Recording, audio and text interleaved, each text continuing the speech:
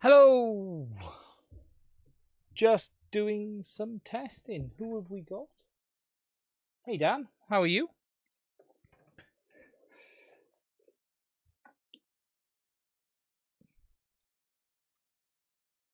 Just setting some things up a second. From Michigan in the US. How is the weather over there, my friend? I hope it's nice. I hope it's good.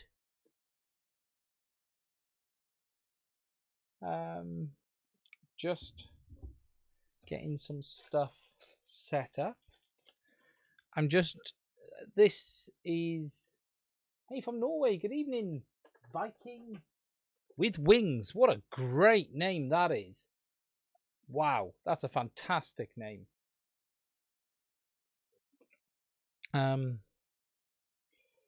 Just letting a couple of people roll in before I put myself up properly, and we'll this really is just a play for me, but I thought we'd have a look at some things at the same time whilst we're doing it.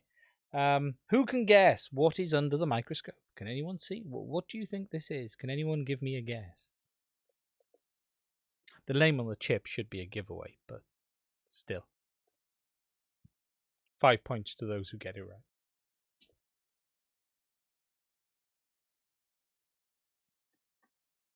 Oh, it's not a Vista, but it is an ear unit from DJI. Nice and close though, Clark. It is. This is one of the infamous ones. Right, let me find the right button. Try that one. Hey everybody. Today we're going to be looking at another MacBook. No, we're not. We're going to be looking at a DJI unit. And I'm just doing this live stream to show you guys a couple of things. But I'm also going to be doing a little bit of practice as well, because what you can't see here has finally arrived with it. I'm going to pick you up. You're going to go mobile. Whoa, you don't want to see that. But yes, look. Look, we have the microscope. Cameras on the top. It's all set up and working. I'm not 100% happy where it is, but we'll take a look at that in a minute.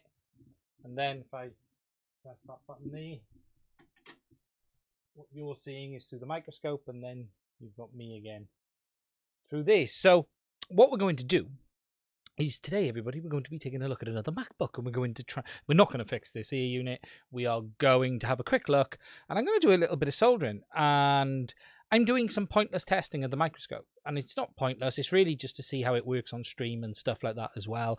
And we're going to do a bit of SMD and just have a bit of a play, really. And as always, I'll answer any questions anyone's got as well. So let's get the microscope up first of all. So this, I'm going to move the mic, so this might make a bit of noise. And my audio might change because I'm not going to be talking so much into the microphone. I'm going to be talking more like here, the levels.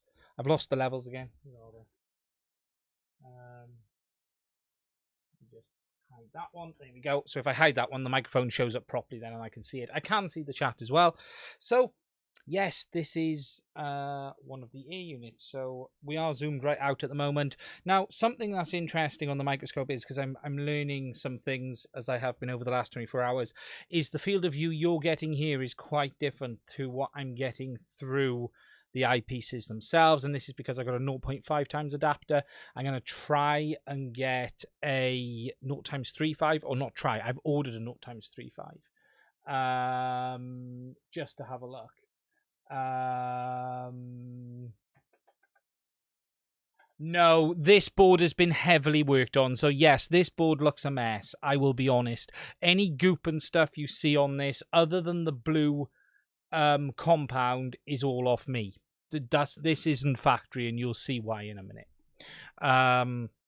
So this ear unit, and I will be doing a video on this one. This is the second ear unit I had that went up on me, and this is the one that smoked out after I landed, and it did a bit of damage. However, what's really interesting is it did so much more damage than I realized, and I've only really come to realize this having got the microscope. So this is the one that landed and went on fire, and there's a video coming, and what I originally did was, there was, as was with my first one, we had the two voltage regulators had burnt out, so this one here and this one here, And whilst I'd known there was quite a bit of damage, I didn't quite realise how bad the damage was. Now, when I flip the regulator over, and you'll see this in the video when it comes, what you're meant to have, and this is another one, is this nice regulator assembly here. And again, this board's been worked on. It's another bad one, so ignore the flux. But you should have this nice regulator here. However, what I found was a completely burnt out one and another big hole in the PCB. Ooh, let me just have a look what YouTube's giving me an error about. Please use a keyframe rate of 4 seconds or less. Not being sent off on this, which can cause buffering. Are you guys getting buffering? Let me know. Anyway, so there was a burnt out regulator here, and it had actually taken out the top layers of the PCB down to copper, which is quite interesting. However, the real damage on this one, and this is where we really get into it, was around this regulator here. Now, I've now dug this out because I didn't realize how bad it was. But what we're going to do is we're going to get in close. So what we're going to do is I'm going to have to refocus for you guys. No, not that way. Oh, let's get him there. So what we've got here is the regulator, and you're meant to have 5 pins on each side. So you can see we've got 1, 2, 3, 4, 5 on that side there. But the board is so fried. Oh yeah, this board is a goner. And then what we had was the 3 pins here. So I'm going to go back to looking through the microscope. So we got pin 1, 2, 3. That one had burnt out, and this one. And the damage on this was incredible. Now that's slightly out of focus for you guys. So let me just adjust this so you guys can see it. There we go. The actual level of damage into the hole. And what it actually had burnt out. Now, I've dug all of this out. So it's actually burnt out down to the layers. And that is basically through to the other side of the PCB. Now, it had taken out this track as well. And the interesting thing on this is the burn is very similar on both boards that have burnt out. It's taken this track out from that one down there, but the extent of the damage on this PCB is incredible. It really, really is. And it's not only done it there, it's done it off this regulator as well. So if we look on this reg, again, ignore the solder ball, it's burnt out on the voltage input pin once again. Now, I think this board burnt out from a voltage spike off the motors, off the ESC. But what's clear is when they go. It burnt out the coil as well. And it just completely destroyed the board. Completely. Now this, what you can see here, is where I've had to remove the cam. So ignore that bit of damage. But yeah. Yeah, she's a goner, to say the least.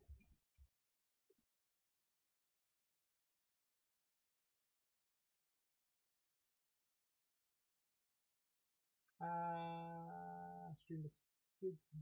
That board is so fried. Wow. Entirely through. It really has burnt all the way through. Now, this one here was the first board I had that burnt out of DJI. This is that side. So again, this board's been left covered in flux. Please ignore all of the crap on it because this board's been worked on as well. I just tossed it in the drawer when I knew it was a goner. And there was no damage on this side of the board. It was all good, all fine. But this one again, we burnt out both regulators. Let me find where I am. There we go. So I replaced this regulator. Ignore the bridge solder. I've changed this reg. That was me messing around because I'm using this board for practice now. When I replaced the regulator, it all looked like that. It's been through a cleaner once, but when I gave up, I've just been using it as a test board. But again, it burnt that one out, and it had burnt this one out. And I actually repaired the pin on this. So just to show you, let me just tilt it up and then zoom focus. So I ended up having to actually put a pin on this one to try and a wire to try and recover it. Now, again, ignore that. That was all fine. That's just me messing around yesterday. It was all nice and working, tested and tidy, but it had also burnt the track there as well. But what's interesting on these boards is when they go, they really do burn out. They just completely annihilate themselves. So if we come back out,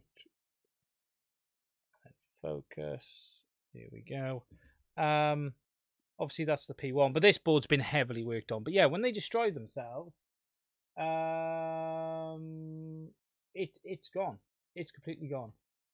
There's that buffering. That's interesting. Now I can see an error from YouTube saying error. Please use a keyframe frequency of 4 seconds or less. Current keyframes are not being sent often enough. Okay, that's one I'm going to have to look at in a minute.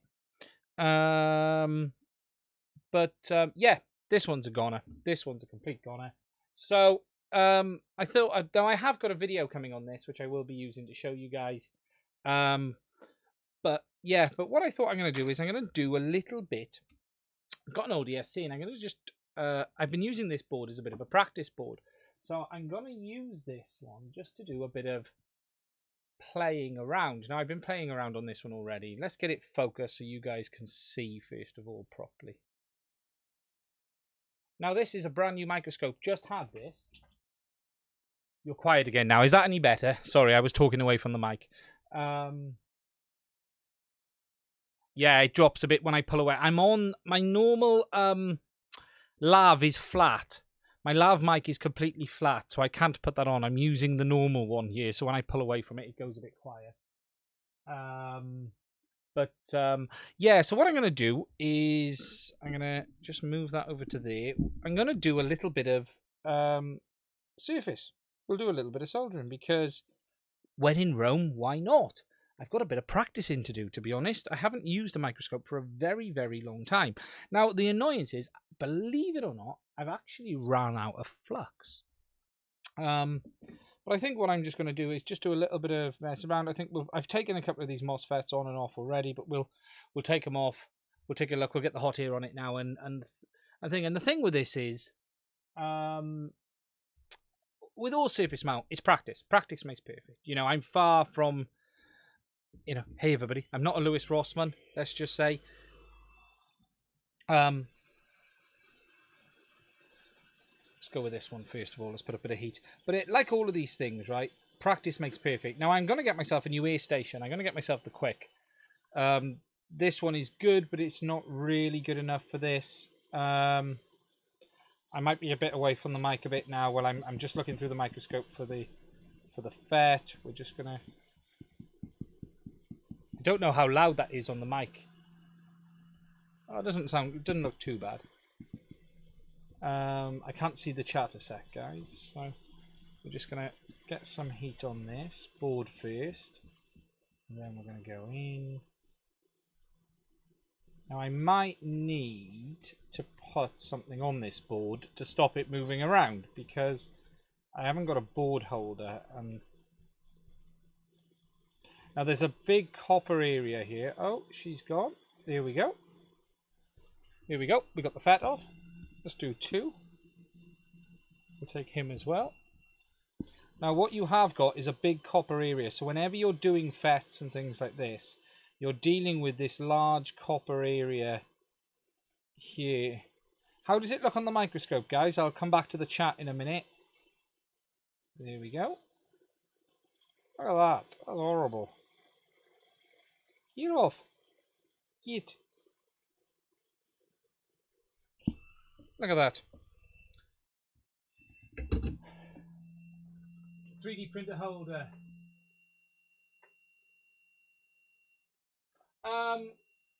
Thomas Lazy, can it happen when powered off a regulator? I think it's far more likely to happen off a regulator. The regulator is going to take the hit more than the board. I think there's a very, very small chance with the regulator. It really seems to be an issue more when running directly off battery.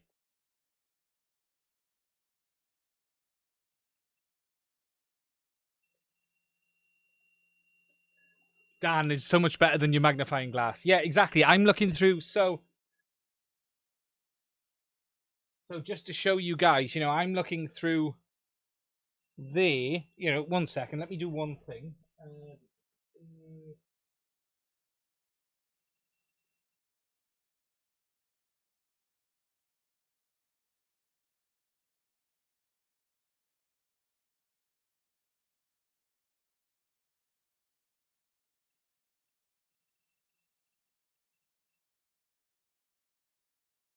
So I've just put that up there a sec, so you guys can see, you know, you can see me there. So this webcam isn't in the best place, but you guys can basically see me looking through and looking at the PCB at the same time. So we've got the resistors, we've got the FETs. So yeah, we can do it that way, or we can go to full screen that way. Yeah, I'm really impressed with this scope. Now, this is the EA-Kins. Now, I have to say, I got this from... Actually, let me put myself up. I quite like that with that up in the corner. That's quite good, isn't it? I got this from Banggood, and it took... Not Banggood, AliExpress, and it only took like 12 or 14 days to come. I'm really impressed with Banggood at the moment. They are smashing stuff out. They really are. Evening, BB Junkie. How are you? The scope arrived. It did. I'm just doing a few tests just to see how this all behaves, basically. But yeah, came from Banggood. Couple of days postage. I'll talk into the mic. Absolutely brilliant. No issues with it at all. Instructions are terrible, and I am going to do a review of it to talk about that. The instructions are absolutely terrible, but yeah, I had one little issue with it. There was some dirt in one of the eyepieces, so the eyepieces come out, and there was some dirt in one of them, but I just stripped it and blew it out, and it was absolutely fine. And yeah, you know, so far all looking good. Came with the LED light. I think I paid £250 all in, which is astonishingly cheap. Astonishingly cheap. Right. So before we get on to that, let's get ourselves. Believe it or not, I've run out of flux because I've been doing a lot of practice. I've used all my flux up, which is really frustrating indeed. So what we're going to do is get back and go to the full. Now I might have a too small a tip on this iron. See if it will suck. Definitely need flux. I might need a bigger tip.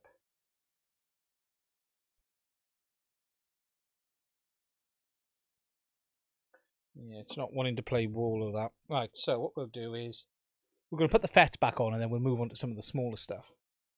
Now, the view, as I was saying earlier, guys, is... let's just get a bit on.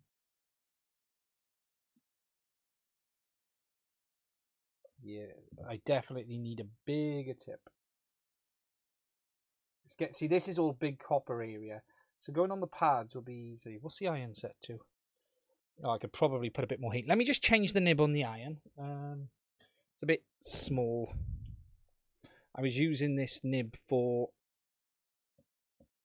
other stuff, let's just say. Let's go for the bigger one. Shouldn't hot shot swap these because they're not designed for it, but hey ho, what can we do? Let's just check from the chat. Chicken glasses, that's not bad. Oh wow, expecting much more. We just talked about it. No, I haven't talked about the camera yet. The camera's okay. So this camera is 2.2 megapixel, and there's, with regards to these cameras, there's a lot of appears to be nonsense in the marketing. Now this one is 2.2 megapixel, 1080p, 60 frames a second. So if I put it full screen, you know, you make your mind up for yourself. Now what I am seeing with it is there is some fuzziness to it with the lens adapter that I've got fitted. So if I just adjust the focus a sec now, you can see there are some chromatic aberrations. Let's just get the focus bang on. It's not as clear as through the glass. It does have a bit of a haze to it. I can see it. It almost looks, the image is slightly out of phase slightly, but it's not terrible. It's all right. You know, you guys tell me if you think the camera's decent. You know, it's 2.2 megapixel. There are ones that are like 33 megapixel, but they're still only outputting 1080p. So what they're doing though is, you know, processing that image before doing it. Hey, Failsafe, how are you doing? To me, I think it looks okay. You know, I'm ordered a different lens to give it a wider field of view. Because the field of view on it is much narrower on the camera than I'm getting through the actual eyepiece. You know, the eyepiece is much wider, but it's not terrible. You know, it's not terrible. It's Eakins, so Eakins. Hey, failsafe. Don't try AliExpress, not Banggood. The solder that's on here will be lead free. What I'm using isn't lead free. So now that tip is worn back up, we can hopefully get on here and have a look. Okay, let's have a look. And under the script now I can see. Ooh, that's hotter. Oh, that's better.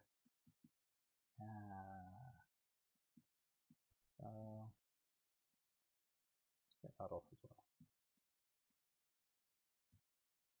Put in some. Now, if I had flux, this would all be much easier. It would all be tidy. I'd be able to keep it where I want it. Something Lewis Rossman says is don't be afraid to turn the board. Make the board. There's no reason to leave the board comfortable when you're not. Now that is way too much solder on the pads. We can get that off. We can get that off. So, right. If I had flux, I used a load of it up on that DJ board the other day, and I literally went to squeeze the tube and went, oh. There we go. Yeah, I went to squeeze my tube that I've got of it, and I was like, oh, I've got none left. Oh dear. I'm out lead tin. Yeah. Okay, so let's get two of these FETs back on. We'll do this and then we'll start looking at the other stuff. Now this stream, for those who've just turned up, I'm just playing. I'm just practicing. I'm seeing how the scope works on the stream. And I'm just having a play and a mess around. So we've got the FET. So now if I had flux, I could float this in, but I haven't got flux. So what we're going to do is go in, first of all. We'll go in and just get it down and then let it stick a sec, and then we'll go on top. Could let it float in play. It may float still, it depends if the solder... No, it's not going to float because I haven't got flux on there. What we're doing now is just heating it to push him down.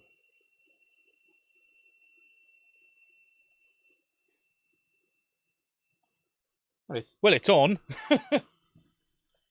But yeah, I could really do with. I'm gonna have to order a decent batch of flux. Now, what's always interesting is when you have too much underneath. So if you've got too much solder, it all squirts out the sides, and you're always concerned, right? That you think, oh my god, it might short. But most of the time it won't. So what we're going to do, like if you look there, there's way too much solder there. Let's get it on.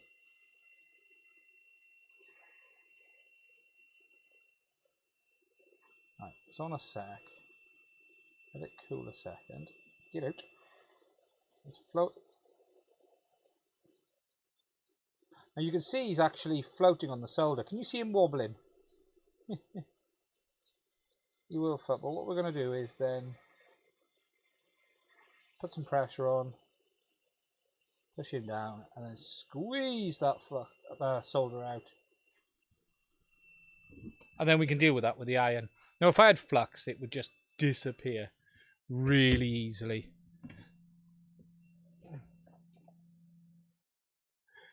Oh, do you know what? I was watching Lewis. I've watched a lot of Lewis in the last couple of weeks, and I'll be honest. The poor bugger seems to be suffering with some motor control issues at the moment as well. But it's, you know, he was saying a liberal amount of fucks, and it is shocking. It really is shocking.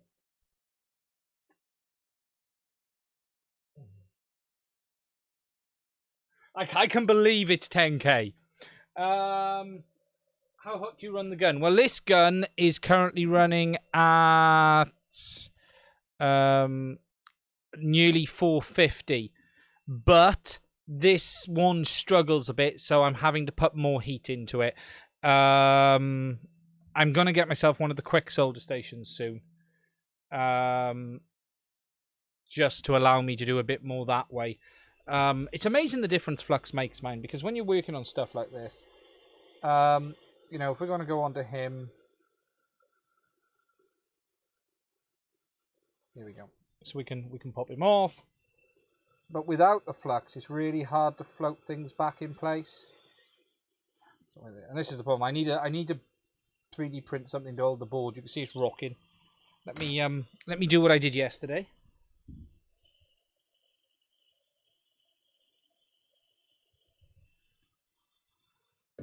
Which is put a pair of pliers on the other side of it, stop it moving around.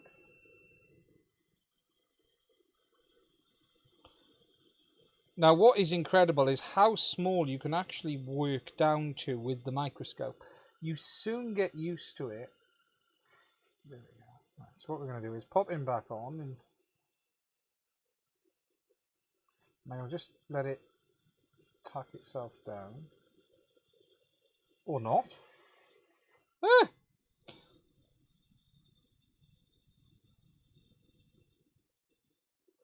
All is not lost. Don't worry. Without flux, everything is harder. Come on, get in place. I don't think I've got it properly. Once I get it close, I'll be all right. What I need you to do is just sit there and tack a second, and then I'll Aha!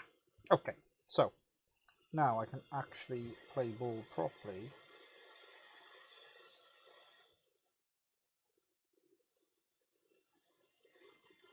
Don't you dare. Don't you dare.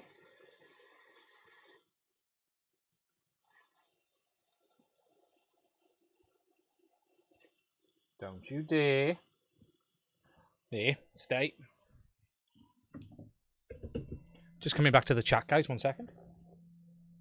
Hey, David Owens, how are you? How's things?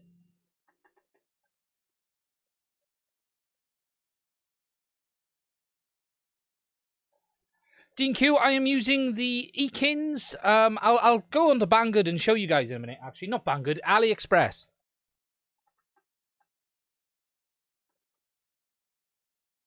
Try pulling it instead of lifting it. Yeah, because it's easy with lifting to try and... yeah, as you say, you want to come across, not up, don't you? It is. Flux makes a million times difference. You know, guys, flux is the difference between it being... You know, this is just me testing the scope. Literally, because I had like 3 tubes here. And I literally got to... I thought it was plenty in it. And the problem is I didn't realize it was empty. So it was like, oh... I literally have no flux. None left at all. Gary Higgins, how are you? Hot air soldering is really no different to anything else. The key to hot air soldering is flux and heat. And really the key is not too much heat, the right amount of heat, especially when you're working on products, and it's understanding what can get hot and what can't. Because when you're working on this stuff, there's a lot of components that do not like getting hot and can literally explode. So, for instance, if you watched my live stream when I was repairing the Xbox one day, or trying to repair that Xbox, we had some capacitors go up live, and they will pop. So, if we look at this board here, for instance, right, and I've just put this under the microscope.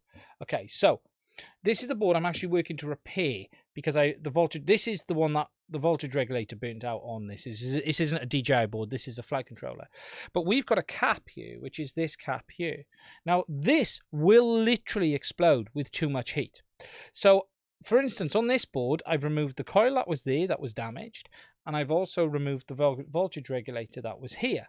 So we're putting in heat around this area of the board and this area of the board here. So you do need to take into account that things like this will go bang in your face.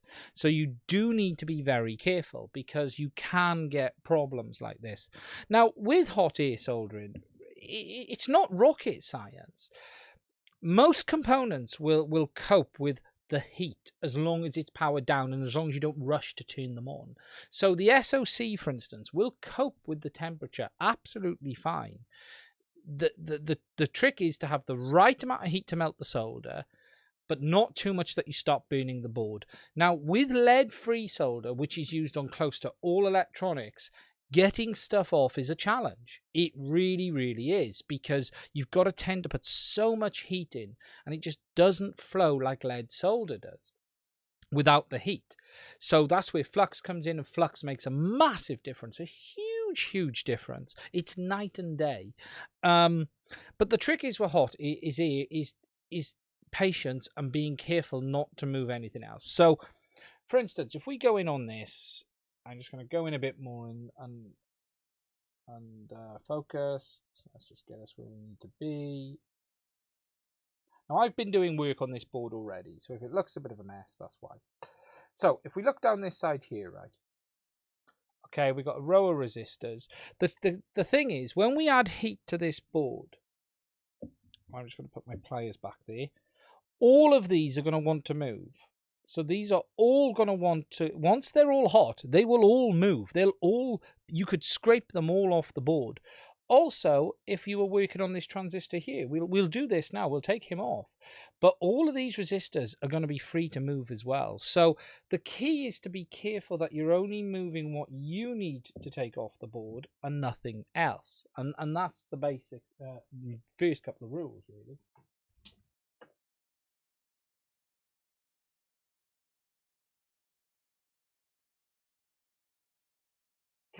Captain tape is a good shield if you're doing things like capacitors. Also things like coins. 2p coins, a real good one. Large metal coins, they help soak up the heat and keep it away from the components.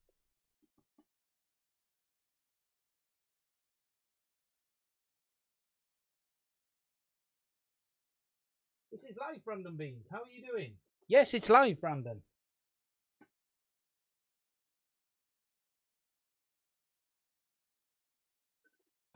So, you know, the key to it is just being careful. So, you know, first of all, we should have a generous amount of flux, which I don't have, unfortunately. Like, now, for instance, if we go in and we go, right, we want to take away one of these resistors. So we're going to go in, we're going to put some heat in, and we're going to go, we want him.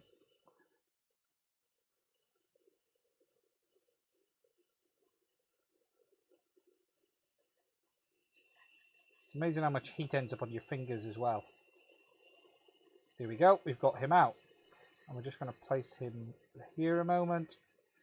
Now, the thing is, all of these are soft. All of these could move. So the key is when you're doing this is being careful not to knock off the stuff around it. So I'm just trying to find the one I've just taken off. And with hot air, stuff will blow away. So again, we're going to come back in. Now, all I want to do a second, and I'll just take the ear away a sec, is just tack this down first of all. Now, if there was flux, I'd float it in place, because it would literally just float back in place. But as there isn't flux, what I'm going to do is just tack it a sec. That's better. Now, that's not soldered on. All I'm doing there is tacking it so I can get this on top.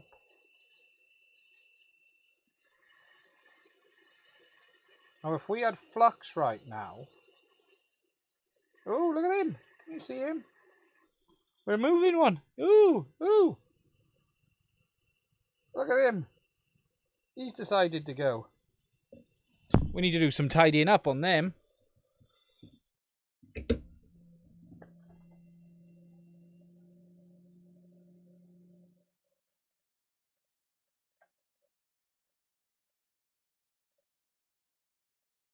Yeah, it is the depth of field. It does look a little bit off at times on the camera, especially compared. Cool, look at the size of this nib on this. Ooh, put some proper solder on there.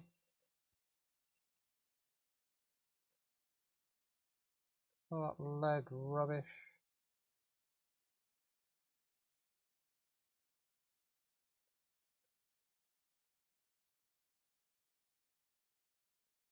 There. Okay. Should we try that one again? Yeah, it does look off slightly. It does look off slightly. Get. Sorry, my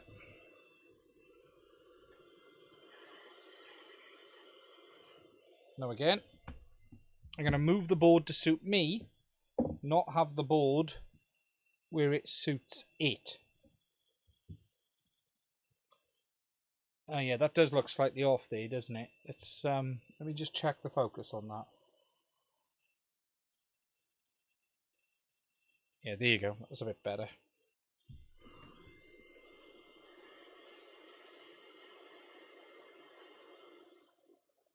Where are we? I've lost where we were.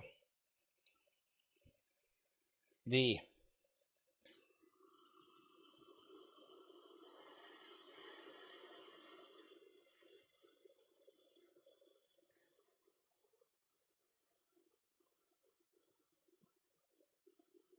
What we're going to do is just tack that a second, and what we'll then do is just these. Oh, well, I'll tell you something. This is an old ESC, right, that I had in the drawer. My God, are the components crap on this board? Nothing sticks. Stick them down. Look at that, right? It's the components that came on this board. Nothing actually sticks. Everything is like cheap rubbish on it. Oh, you've actually sat down now.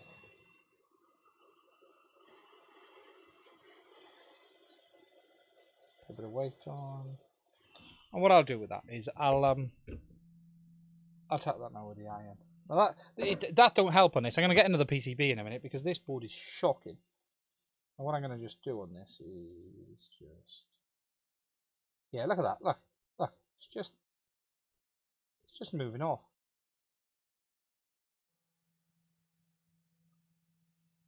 Unbelievable.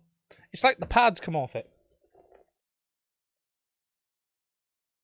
Right side is perfect. Oh, right. That might be mine. This board isn't flat. Wait there, BB, because this board has got stuff on it, right? So let me put something down. Right, here you go. Wait there. So just to show you... Actually, let me find something better. 1 second. Here. Okay. So this is the DJI unit, one of the other bits. That board wasn't completely flat on the deck. So there you go now. That board's not flat on the deck. Wait there. What have I got that's actually flat? I wonder how that will look. No, that's not going to do it.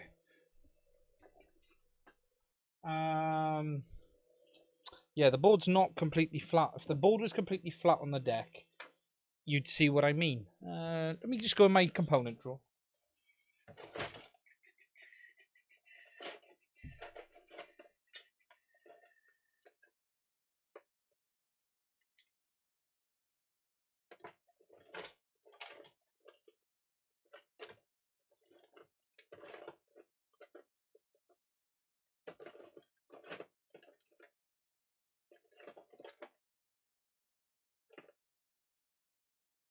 Okay, so this is knackered. So this now, let me just show you this.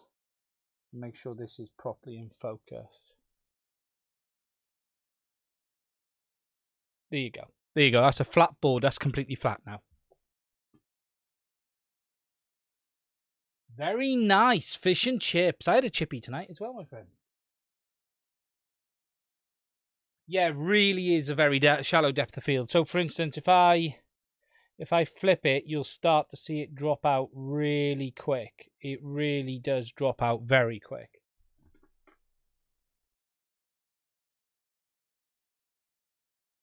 Yeah, it looks pretty good like that, doesn't it? You know, if we look around...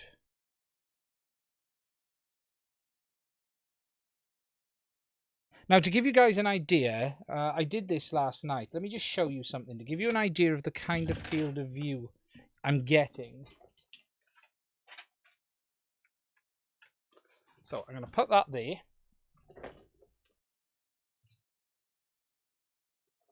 Now, what I'm about to do is really hard. So what I'm going to do is do two things. We're going to draw a square box. Where is it? There.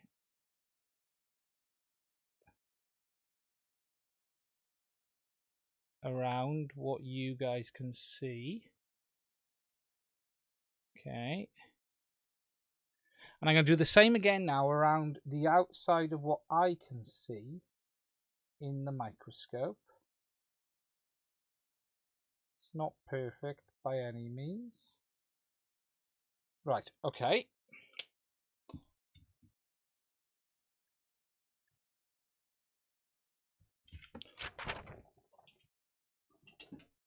That gives you an idea. Is it? That gives you an idea of the field of view. So the circle is what I'm seeing through the eyepiece, and the square is what you're seeing on the camera. Yeah, it's the I think it's the 307. Is it the 307? We're just checking the manual. So yeah, that gives you an idea of the difference. Obviously, it's not in the middle, because that's my use of drawing. It is a big difference. Oh yeah, the mic helps. So there you go. That tells you the difference, and it is a big difference. It's a massive, massive difference.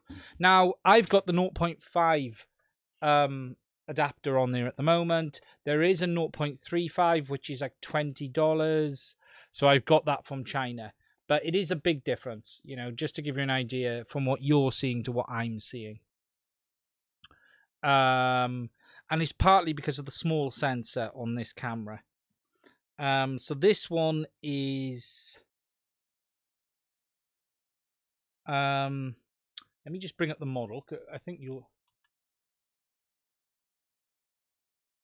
let me just do that.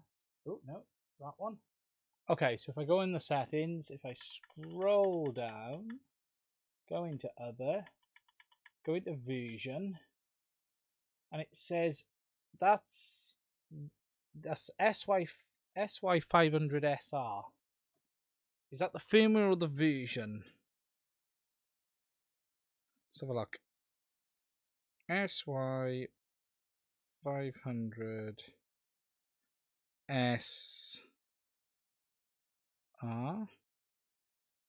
Is it SY?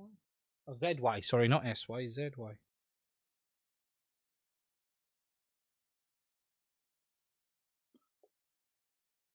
SER as well. I can't see from here. On the other side of the...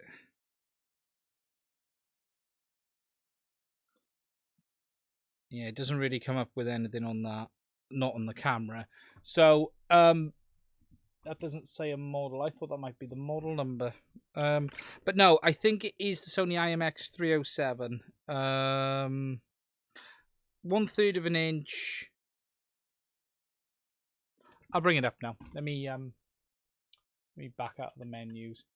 Now, settings-wise on the camera, just to show you, you have got basic settings, which are you've got exposure, white balance, brightness, contrast, saturation, color, temp, mirror, free, and other.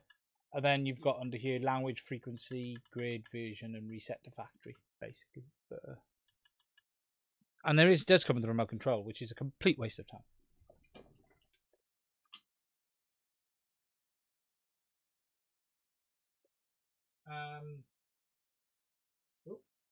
Wrong button.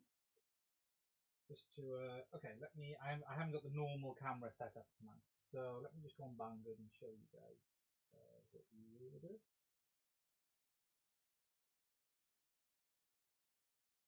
Window. It's gone. Is it gone? Okay, so let me just go on this a second. What are we looking at? We are looking at AliExpress.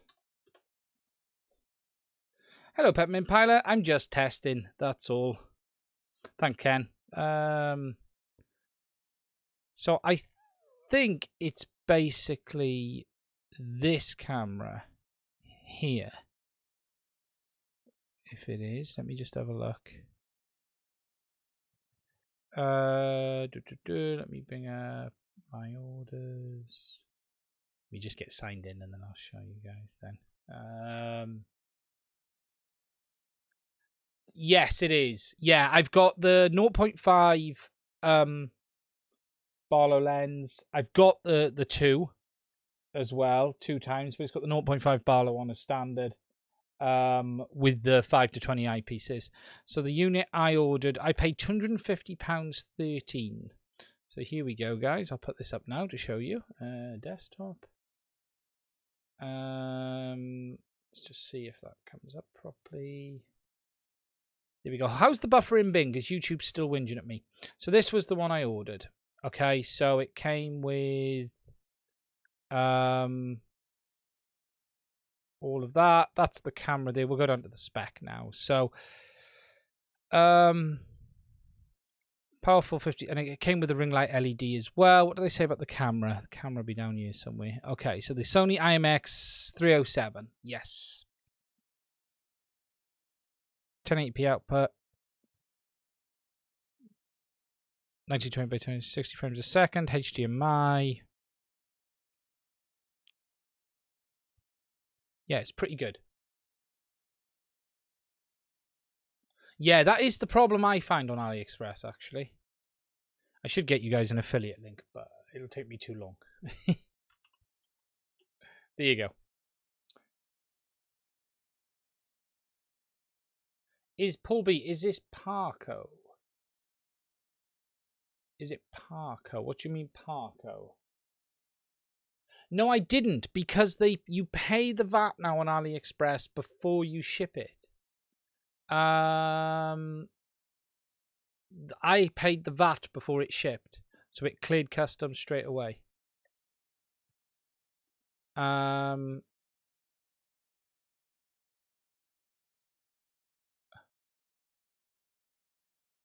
Won't pull a trigger until you get an affiliate link. I'll find one in a minute. Allegedly, I have an affiliate scheme with AliExpress, apparently, but I need to find it. Let me have a look. Let me come to clean it. Let me get on the clean a minute. Affiliate. I'm sure I have one. Let's see if I can find it.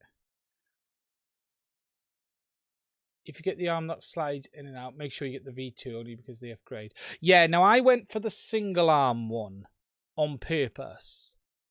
I did do that on purpose. I didn't bother. I clicked. Oh no, I'm in. Am I? Oh yeah, I am. So.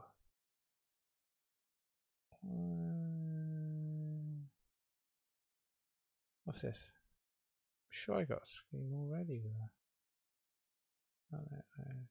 UK. What's this one now?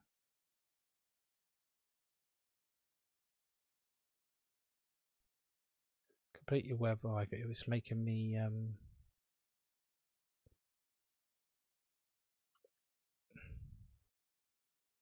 It's making me fill in.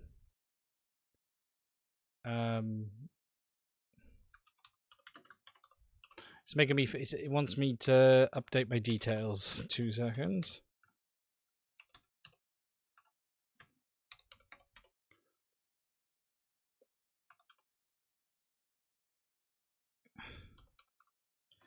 United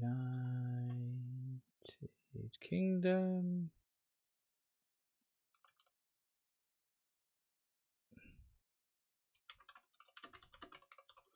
There we go. Let me go. Oh my god! I don't. Optional. Send me an email now. God, this is hassle. Oh, they are. There are lots of 4 options. You got to choose the one that best.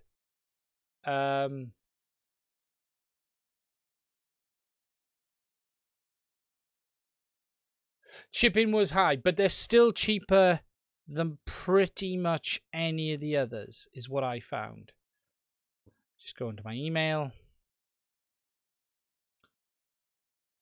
Definitely cheaper than any of the others.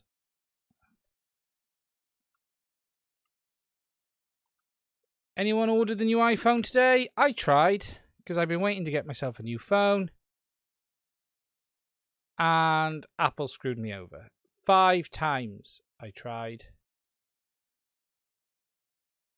5 times. Your application is currently being processed, so I can't give you an affiliate link.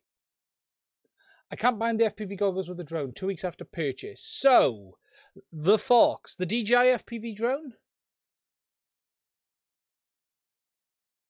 Yeah, it is a massive difference, the scope. It really is. It is. Why is that? I'm looking at the chat up there. Where's my chat gone down here? Stretching my neck out. Because I got 2 monitors.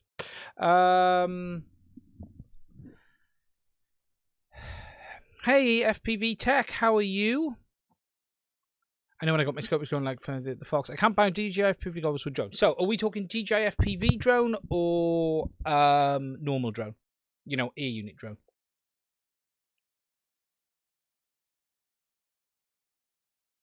Oh, wow. Do you know what is interesting? I need to look at the camera. Is just how bad some surface mount soldering is. Where's that? Let me just look. I got a brand new ESC here. Let's just have a quick look at that. Where is that? There's an ESC I bought. It should be here. It's brand new. It's going to go in a build because it went to go in a build and I had to take it out again because I was doing something else. There's the bloody box for it, so I need to find it.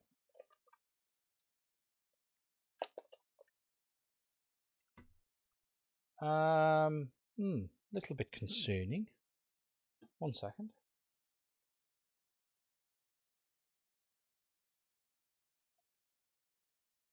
That's the SpeedyBee box. It's not in the SpeedyBee box. Oh, it might be in this one. It might be in this one.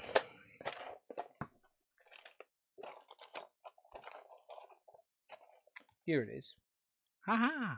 Let's just have a look over this. So, DJI FPV drone. Okay, so are these the... Did you buy them as the package or have you bought them separately? Just so I understand. Spinning the mic over again, guys. Let's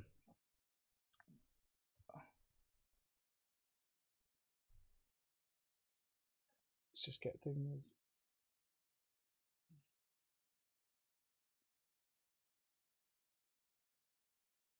So this is a brand spanking new ESC. So let's just have a look at how I have fitted it to a board and a machine, a unit, and turned it off. It's never actually even powered up.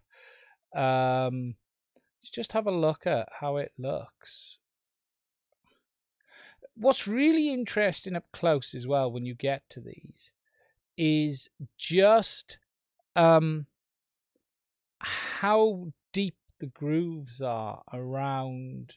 You see the soldering on the MOSFETs. You can see I managed to get a bit of flux. I did use a bit of flux. I need to spin him over. Let's have a look at the other side. Now this is a coated board, hence the reflections. But it is amazing sometimes when you get in close. Like if we get in close and then let's just get right in so you guys can see. 2 seconds, and then we're going to get right down and in. Okay, so right down and in on these solder joints, on these capacitors. It's such a short depth of field at this point, so we can go down and look at, the whole joint just to have a look at how they look. Or let's just get to the with one of the MOSFETs. Here we go.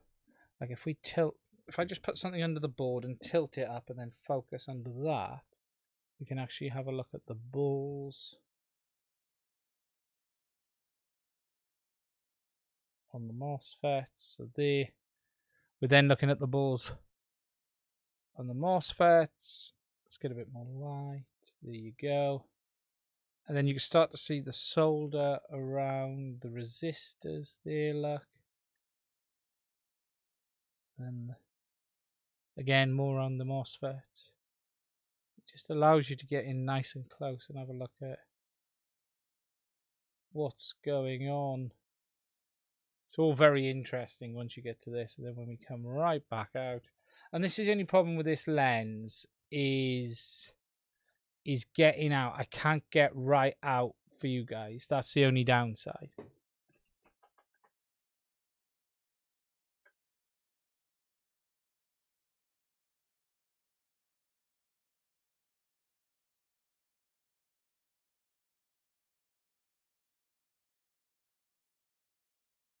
No, I don't think this is this a Speedy B? No, this is an Acon.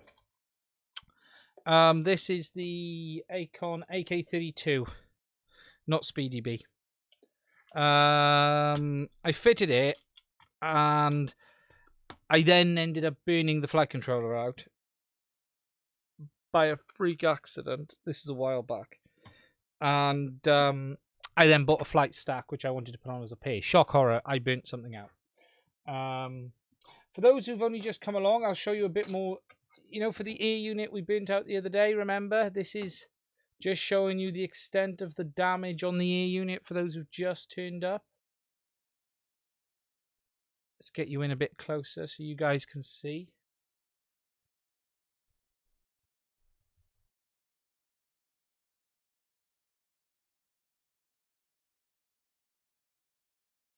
Here we go.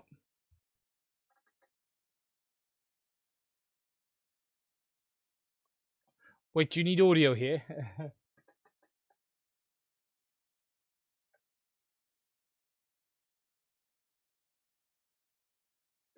No, there isn't. There's no settings on these. And what I understand, BB Junkie, is the other ones with a larger sensor behave better, I believe.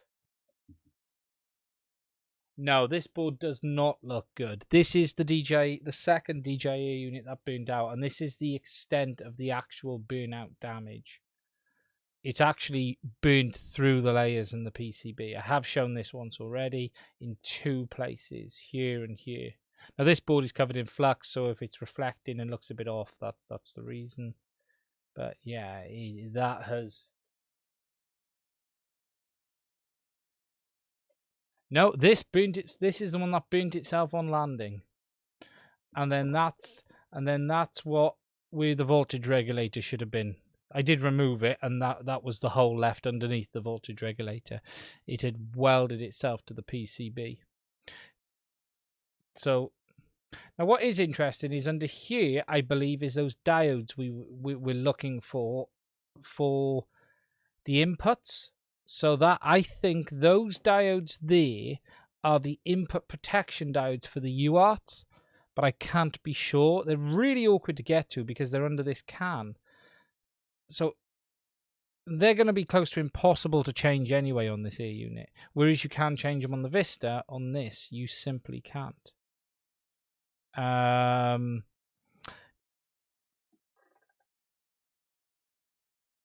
Now, I have been coming up with something which I'll talk to you guys a little bit about, which is sort of based on this. Now, if you don't know what this is, I'll zoom out. This is a FetTech spike protector. So this is a little device from FetTech that has 3 special diodes that will clamp down if the voltage reaches a certain amount. Spike absorber, yep. And I've been looking at building one of these. I've actually messaged FetTech as well and talking to them about it. Is building one of these with 2 types of protection built in, one for voltage and one for the UARTs on the DJI units. So really a board that has spike protection for the voltage input and the UART input as well, and have it as a recommendation for digital boards. Now, the interesting thing is, there does start to seem to be a bit of a pattern coming up of, just come back and I'll hop over here, of ear units getting burnt out, including shark bite ones. There does seem to be a number starting to see similar issues to I've had. Now, this mostly only happens if you're flying directly from battery voltage. Now, I have, let me just find it. What are we talking? We are talking...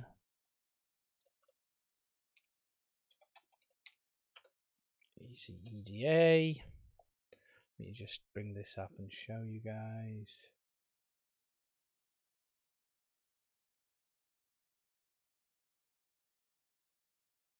No, not that one. Where is it? That one there.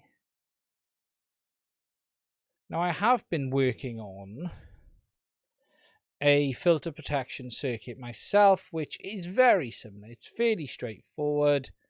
And what we've got on this, just zooming in, is 2 bits. So what we've got is 3 TVS diodes for the power rail, rated at 4S, not 6S, because this would, the idea of this would be to put them on the A unit, and this board would sort of give you an I/O, so you'd have an input and output for both the power and the UARTs. And the idea then is, and there's a little bit more to this circuit I want to try. I found some information on, and the idea is to give yourself protection diodes for the DJ input, and almost have this as a board you fit between your flight controller, battery, and the air unit to give you extra protection. And really the idea is just to make it as a small PCB that will allow you to, like if I go to view, 3D view, allow you to, that's it on one side. Now the idea was going to be with the option of you mounting a capacitor on it as well. Now you wouldn't mount it vertically. The idea in my head was to mount the capacitor horizontally and just have the wires coming over. And then you've got the UART inputs on one side with diodes, and there is an LC, an RC circuit to go on this as well, which I haven't done yet. And the idea would just be to have voltage in, bat voltage in, UART in, bat voltage out, UART out. And if we look, what we've got is shorter runs on the UARTs to the diodes with longer runs on the output, which means the diodes then should kick in early. That small amount of track can make the difference, because remember, any amount of track will add delay. It's as simple as that. So you've got the shortest possible delay to the diodes, and then the longest possible delay out to the A unit. And the idea is that you've got protection on the A unit side. Now these are rated at 6 volt, which they will start clamping down at 6.75 volt. And then on this side, these are rated or 16 volt, and they'll start clamping down at about 17 to 18 volts beyond 4S voltage. And that should give some protection. And then the idea is you could add a capacitor if you wanted to. It wouldn't be mandatory, but it is to help aid on spikes. And there's nothing special here. These are TVS diodes. And if you don't know what a TVS diode is, it's a type of diode that will, at a certain voltage, begin to shunt down to ground. And at that point, it will then shunt that down. So I have had this idea of looking at either manufacturing some myself, or I sent a few messages to FetTech, and I need to discuss this with them because I haven't done it yet, and actually say to them, look, I think this is something you might want to consider putting together with a nice circuit on it for that, really. And that's sort of the idea that I've got in my head for that one. Howdy, Mike. How are you? Can this be built into the flight controller as standard? Yes, they can, Paul B, and some people are. iFlight have these diodes in one of their flight controllers. So TVS diodes, yes, there's no reason TVS diodes cannot be put into flight controllers and ESCs and all of that stuff already. You know, part of the reason you've got all the capacitor banks on the ESCs is to soak up some of that back EMF. And you know, your motors will act as a generator, and you do get small amounts of regeneration back into the battery on braking, and this is where you get high voltages generated. You get high voltages generated and issues around that. And I think for the most part, if you're running the DJI Air unit through your autopilot, you will be fine. You should be okay. The problem only really comes up is if you're running a DJI Air unit directly off battery. That tends to be where the issue is. So I have thought about this, and I've also seen there's a gentleman with a shark bite ear unit that's let go. A couple of them are starting to let go as well. The reality is, let me just move the camera a bit so you guys can see me. The reality is on all of these things, I'm just going to move the mic in, that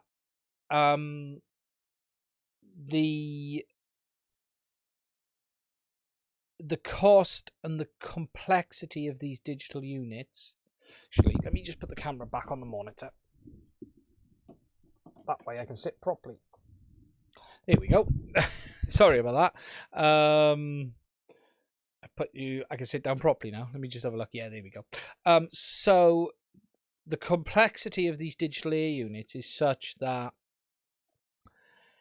there's a lot going on. Like if you take into account in that DJI ear unit, so just to walk you guys through what we've got in there, let me just go back onto the scope and just give you a basic brief overview. And some of the voltages I'm not 100% sure of off the top of my head, okay?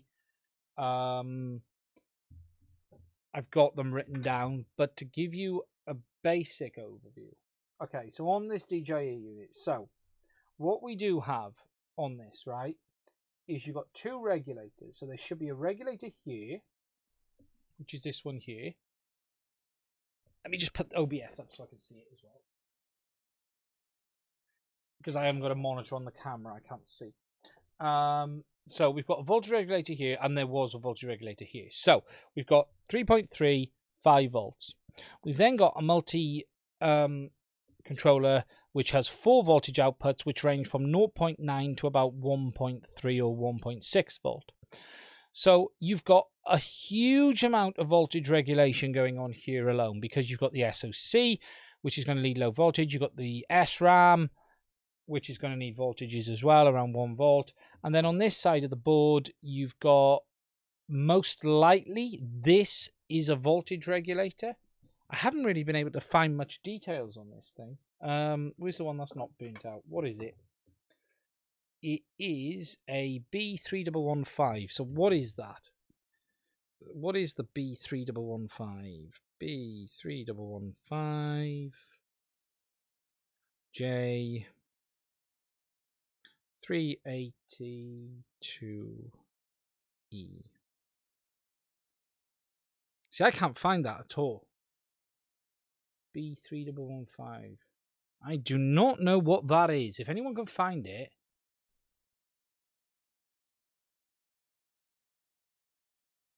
I'd be grateful. But yeah, so we've got about 4 voltage regulators on here. Okay.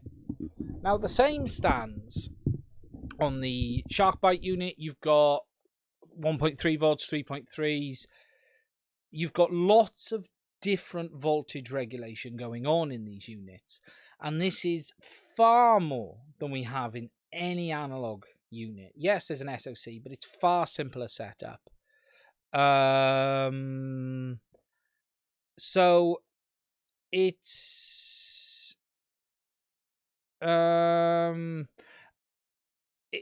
Paul, are you talking about my board? Yeah, I can always share the schematics once I finished it.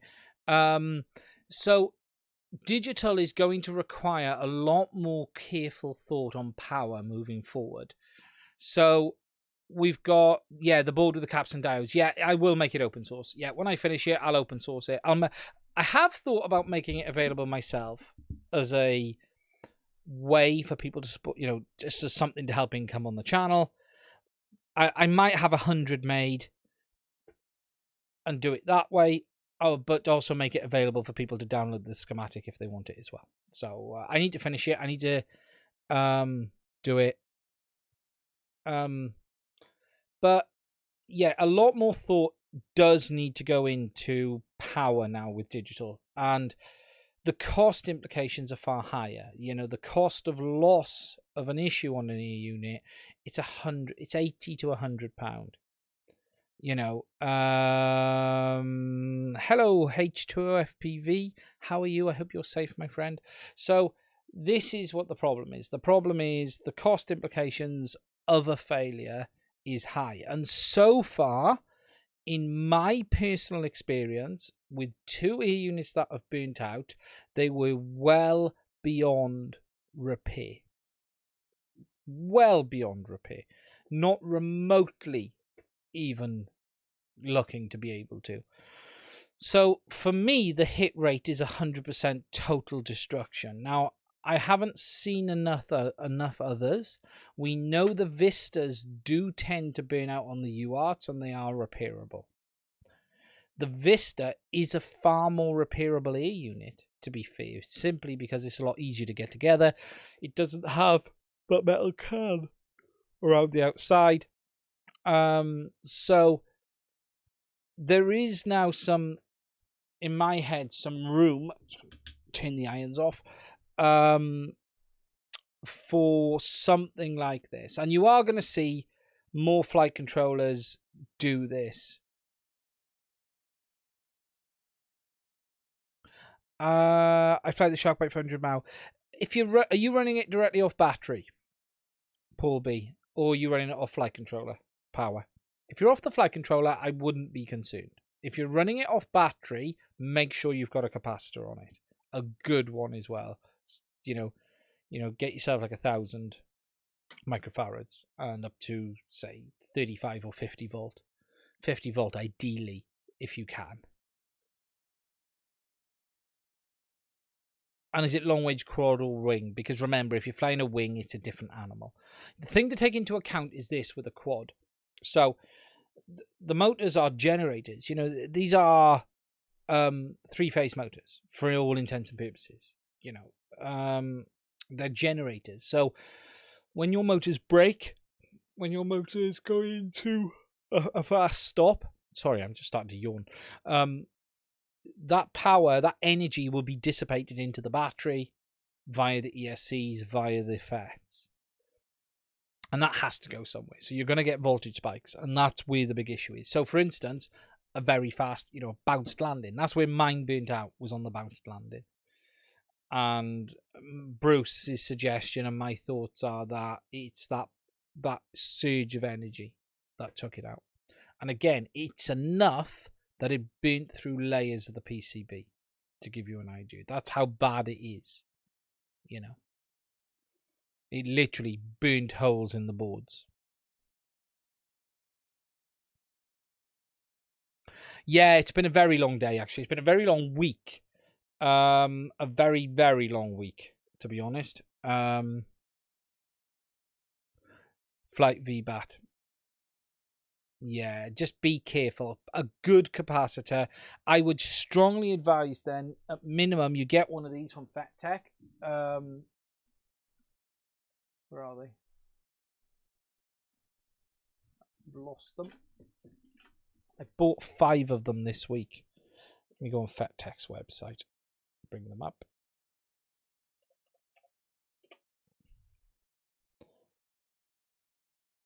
There you go. You can get these from Fat Tech. $4, $5 each. It's cheaper than a burnt out air unit. It really is.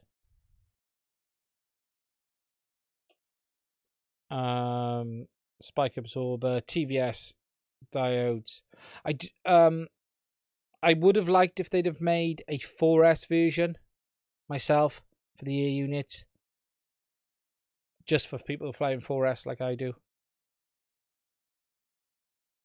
I also need to take a screenshot of this error on YouTube. 2 seconds. I want to keep that for later. I seem to have messed all my OBS settings up, and I don't know why. There we go. Oh, very good. Is that my side or their side playing up? Look at that. There you go. So this just goes in parallel with your battery. Just pop it on, plus minus, and this should help soak up all of the spikes. Yeah, OBS completely thrown.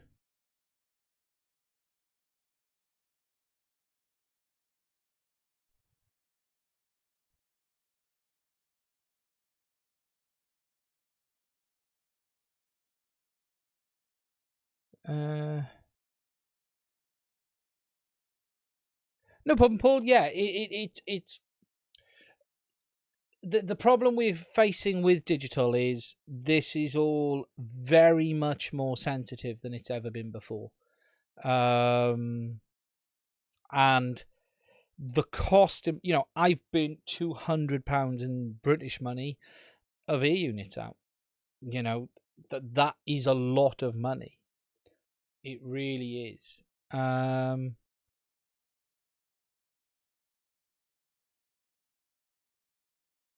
Yes, absolutely. You could. If you really wanted to make a super small one, BB Junkie, yes.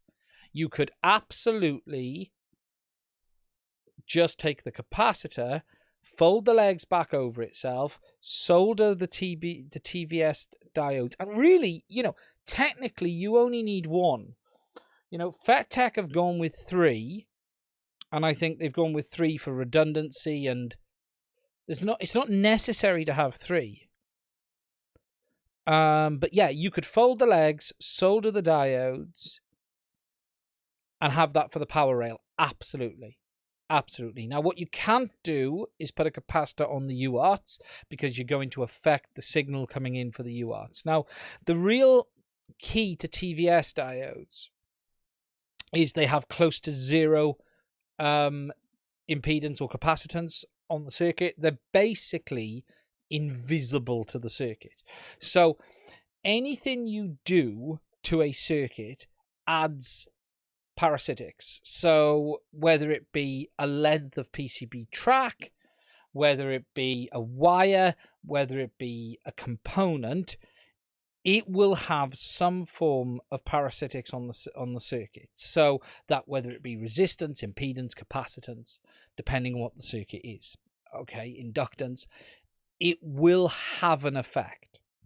So the nice thing about the TVS diodes is they have close to 0 impact from a capacitance point of view on the circuit, which means you can add them to the UART. Because remember, if you added a capacitor to the UART, you're going to start lagging the UART behind. And instead of the digital signal having its clock pulse, it's going to look all over the place.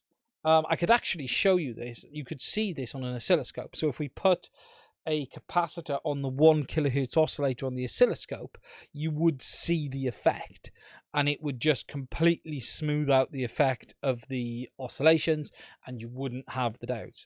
Now, there is a resistor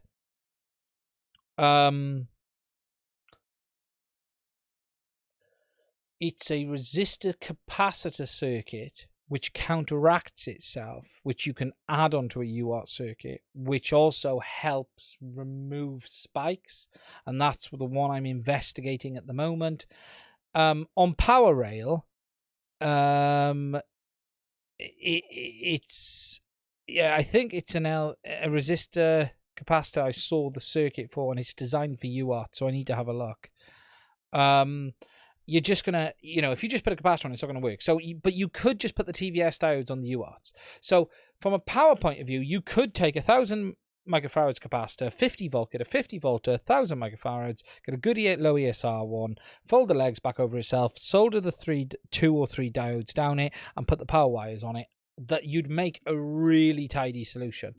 Perhaps then that is an idea to consider in itself. And then, potentially, is it a better idea to not make a PCB, but make up a wiring harness specifically for the DJI unit that replaces the DJI one that has the filter circuit built in? That could be an interesting idea. So rather than make a PCB you solder to, you make a filtered wiring harness that has the JST connection on already. That's an interesting thought. From a UART point of view, it might be easier to do it on a small PCB.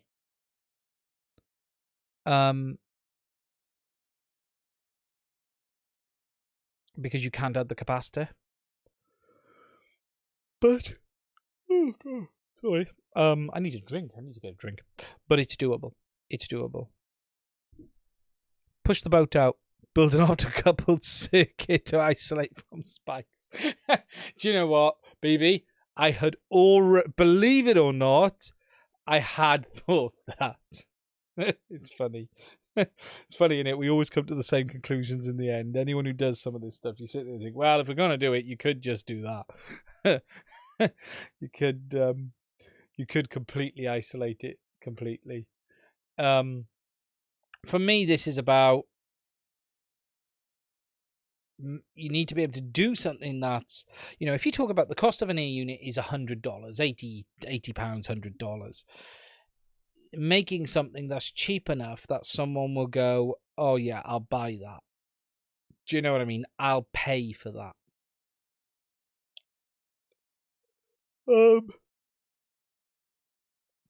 It's doable. It's all doable. I do know people who've used plug and play. Sounds good. Yeah, I like the idea of the wiring harness, actually. It's funny, I got two chats up, right? There's a chat on that monitor and a chat on this monitor, and then they're out of sync completely. You wouldn't think it, would you? On the same computer, two monitors, they're completely out of sync. That one's like 2 seconds ahead of this one. It's bonkers. Absolutely bonkers. So, guys, that was it. That's just a quick test of the microscope. I'm quite pleased. So you guys are happy with the image quality? You think it's good? So let me put it back up. What have I left it on? Let's have a look. That board isn't good.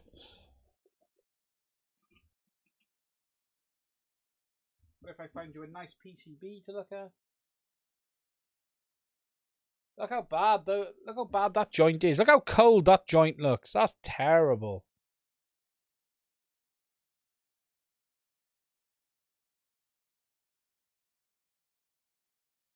It is BB junky. Yeah, most of the cost is time, 100%. So I've got to understand why YouTube is whinging. So please use keyframe frequency of 4 seconds or less. Let's just have a look at that. Is that something I can change live? Please use a keyframe frequency. For some reason, all my settings tonight were gone. Please use a keyframe frequency of 4 seconds or less. Okay. So what the hell does that mean? 4 seconds or less, OBS. Someone will cheat and give me the answer very quickly.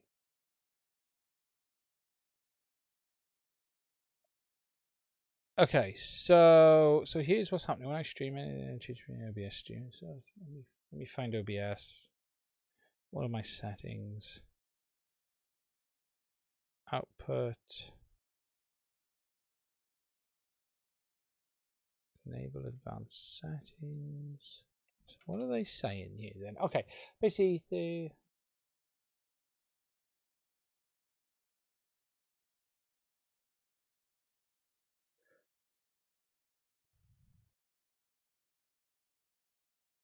go OBS out advanced, set the keyframe interval to 2, where the default is 0. Output, where's the keyframe interval option then? Oh, I can't change it because I'm live.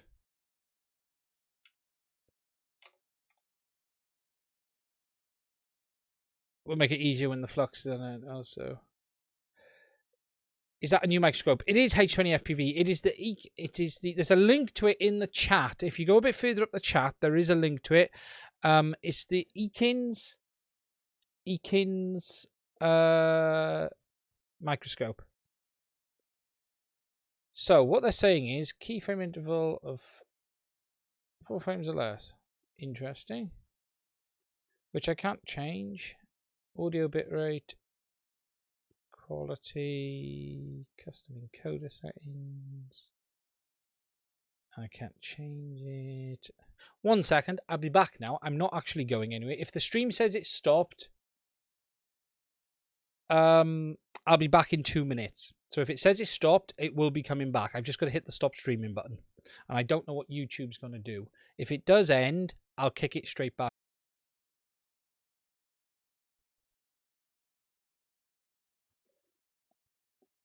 There we go. I'm back. Okay, that should have fixed that.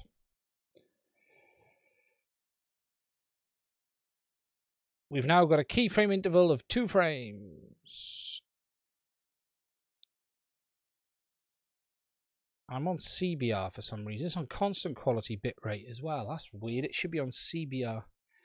OBS has lost everything. It's literally lost all of my settings. It's all of my encoder settings have completely disappeared. Especially my recording ones. What has this done?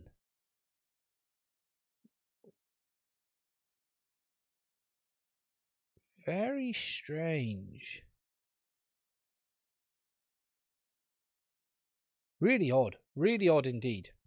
Okay, so that should have solved. So if I put the scope, because the weird thing is with the key intervals, it was only doing it when I was putting the scope up as well for some strange reason. So I'm just going to put that back up a minute. Yeah, you can see on the image, so it does look a little bit fuzzy.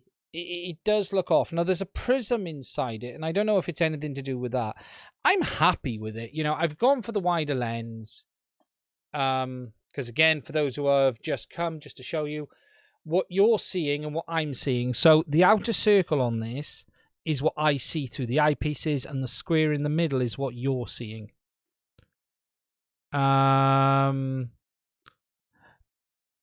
Potentially, yes. The scope might be on... No, it should be on the same. I've set it to 50 frames a second. So it should all be the same. But that's the difference through there. Let me just check what it's being detected as. Now, that's an interesting point. Workbench. Oh, I go HD60. Device defaults. It's not telling me what it's picking it up as.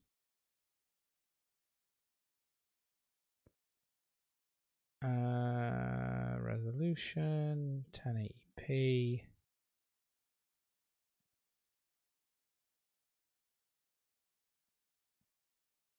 I could manually set it for 50.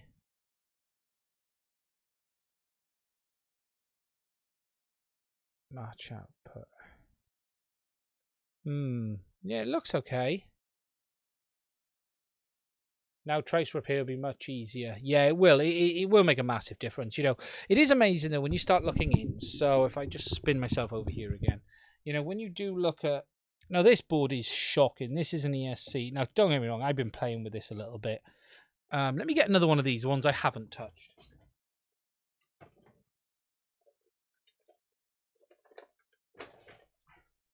So here's a brand new one, right? Let me just cut the plastic off. Now these are old.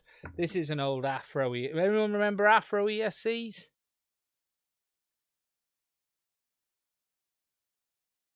Good old Afros.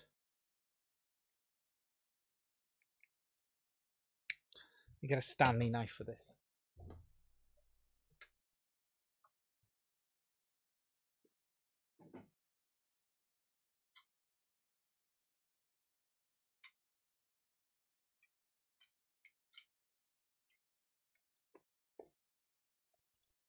Good old Afros. I'm guessing they don't make them now. It's a prediction, but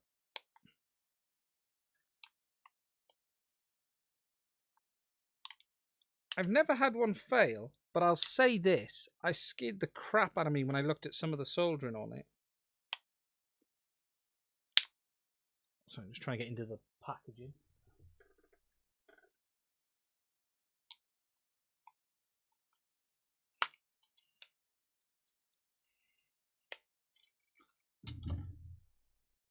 You don't see Afros much now, do you? You just don't. God, I tell you what, the heat shrink they use is good. They get 10 points for the heat shrink. They get 2 points for the build quality. Way. Okay.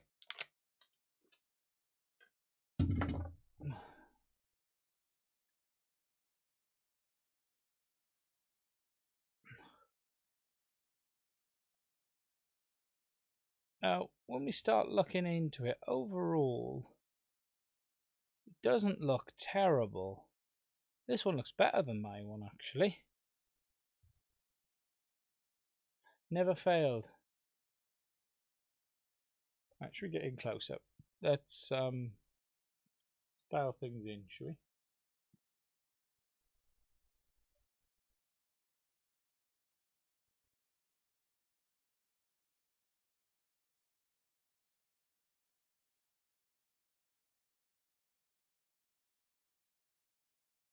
It's interesting. My camera focus is slightly off from that one. Let me just retweak the camera focus. There we go. There we go. So, having a look. Now, you can see, you can really see the lead, the solder paste as well. So look at the shape of some of these. That diode there, barely on. Oh, solder balls! I see solder balls! Now, for those who don't know, solder balls are very, very dangerous ground. The solder balls are what will cause shorts and cause your thing to fall out of the sky. Solder balls. Let's just turn it. Will they scrape? See, look, solder ball. Solder ball 1. Now they're bits of solder off the manufacturing process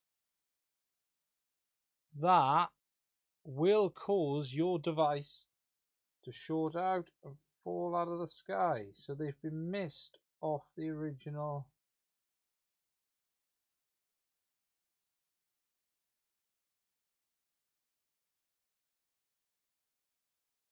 Two LEDs giving us the status. And then we got all the pins soldered on the, what we got on the Atmo.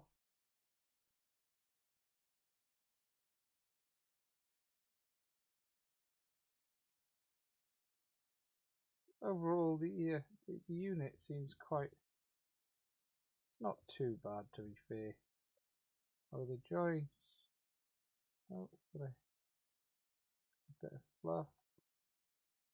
Solder ball again. Just a bit of dirt. Just a bit of flux.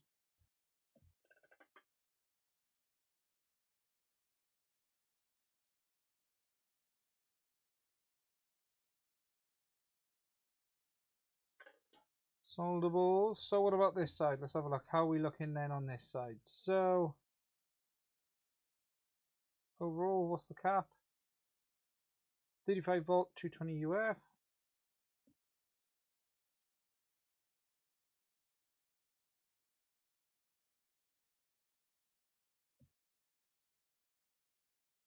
Yeah, they're on. And let's have a look around the MOSFETs. These are looking a little, let me just refocus.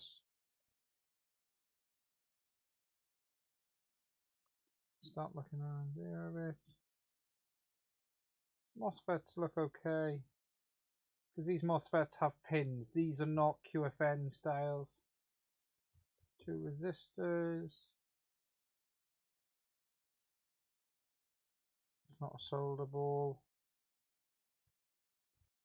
Look at the depth at the edge. See, with the PCB, with the fill is, so you got the fill, and then you got the tracks. You got quite a surprising how deep that goes down there, look. You know, on the edge of the board. Look how deep that is. It's amazing, really.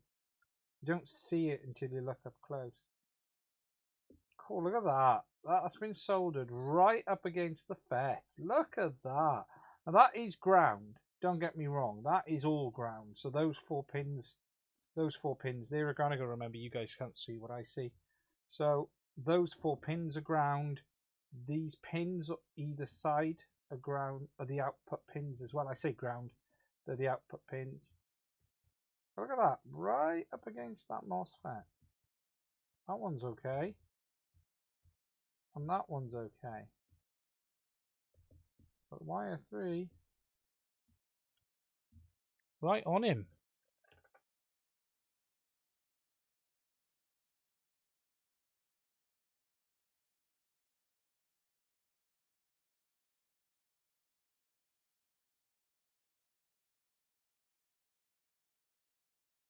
Till I saw the tiny ball. Yeah, solder balls are...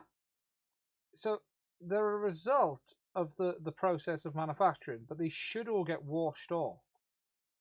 But they don't. We look okay on this side. We do look okay on this side. Look at that. Looking down into... Let me just move that a sec. Looking down... How zoomed in are we? Let's get in.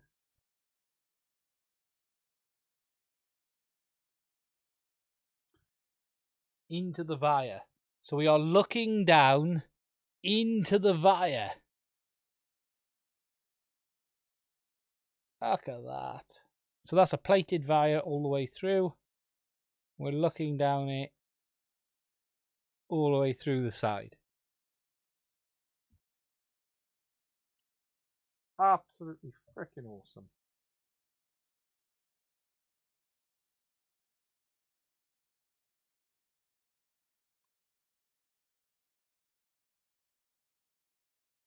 That is a really good thing for me to use to tune my focus on my eyepiece versus the camera, because I've tuned it to the middle of the tube.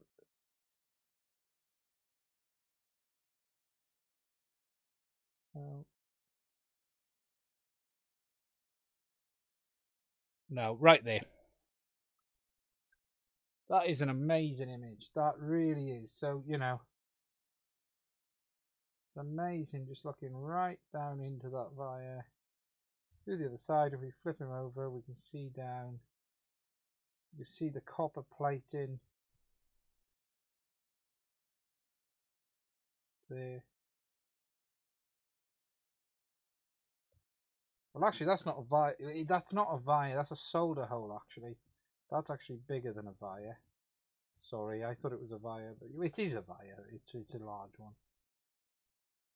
Yeah, that's awesome. That's awesome, isn't it? Yeah, no, there's not a lot. You know, when you look around the board, let's just refocus.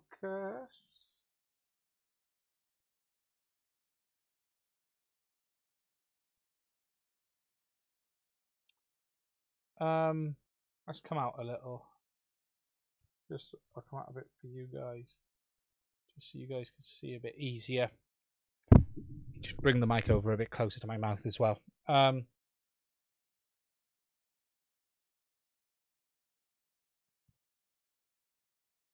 can really see the solder balls as well they use, because they use that solder paste, and it leaves this look to it. You know, there's not a lot of solder on all of these. The pins look good, but some of the caps look a bit dodgy, to say the least. You know, if we flip him that way.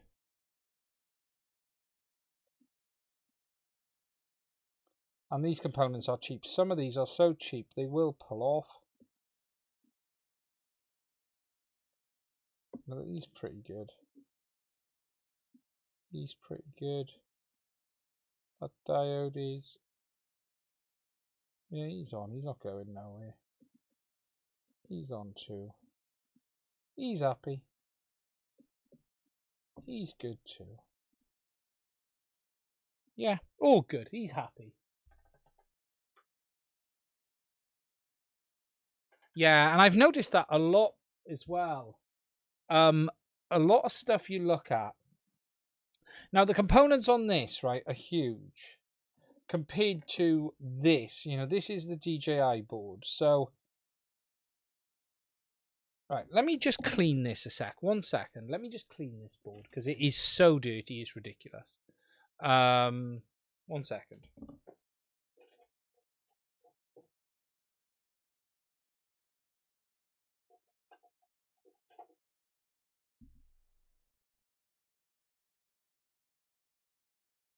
I'm just cleaning some of the crap off this board to show you.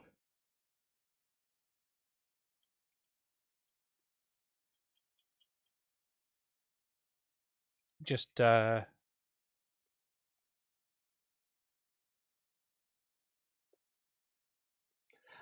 wouldn't say that board's conformal coated. It's got a coating, but it doesn't look waterproof as such.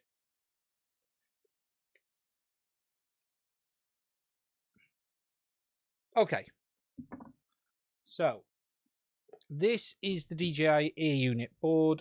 We can do some stuff on this actually. Let's just get the focus right. Boom. Now this board does have a coating on it. Now, to give you an idea of the sizing on components, right, if we go onto this Afro board again, you know, if we come over to this, you know, look at the size of a capacitor, that resistor there, okay, just to give you a rough idea of the size, and then on the DJI board, just look how small some of these components are.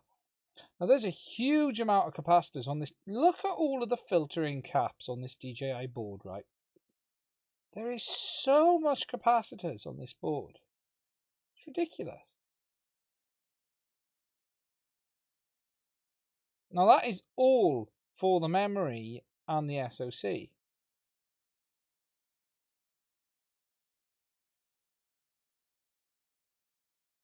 It's loads. But working on this board at this level, this is so much smaller. So I'm going to turn the hot air gun back on.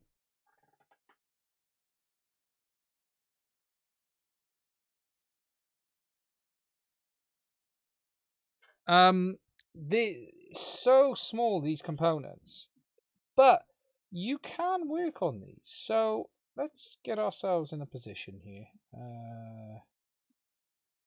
I tell you something I definitely need. I thought I had some good tweezers. Oh, my tweezers are shocking once you get them under the microscope. That's for sure. Something I realised very quickly is my tweezers are useless. What are these ones like? Look at that! Look at the ends on them. Look. And let's get to the other pair. Look at these. I thought my tweezers were good. That one isn't good.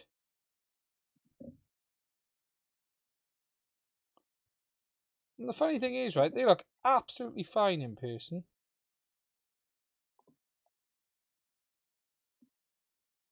Look at that. Useless. Need some Rossmann tweezers. I definitely need new tweezers. Definitely need new tweezers. Does Lewis Rossmann have his own tweezers? I haven't looked. Let me just tweak my tweezers a minute. No, that's not right. Tweaking tweezers under a microscope.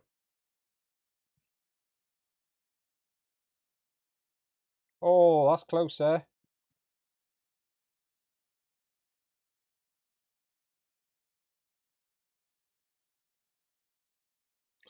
Okay, let's have a look. Oh, look at that. Right, well now they should be able to grip something. Good, okay. So what we're going to do, let's find something I can take off. That one there, I like that. Oh, I like that one. That one there. On its own. Nice and easy in the middle.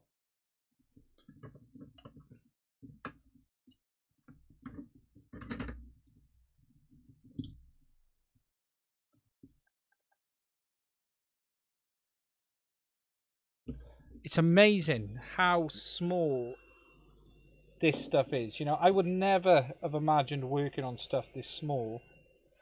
So, where are we? We're going to go with you. And, you know, I would never have imagined working on... I can hear the board crackling a little bit because I've put...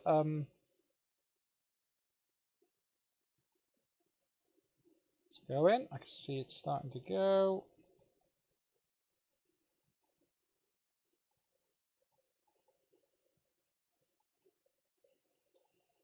There we go. And what I'm going to do, I'm not going to clean it up. I'm just going to go to put it back and then tidy it up a sec. Get the tweezers out the way, and then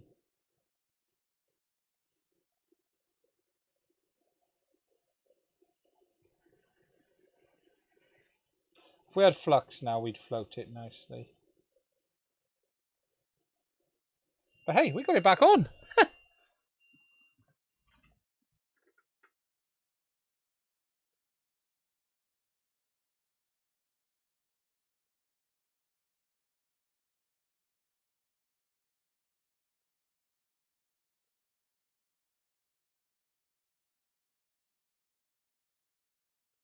Those little capacitors can definitely be put back on. I just proved it.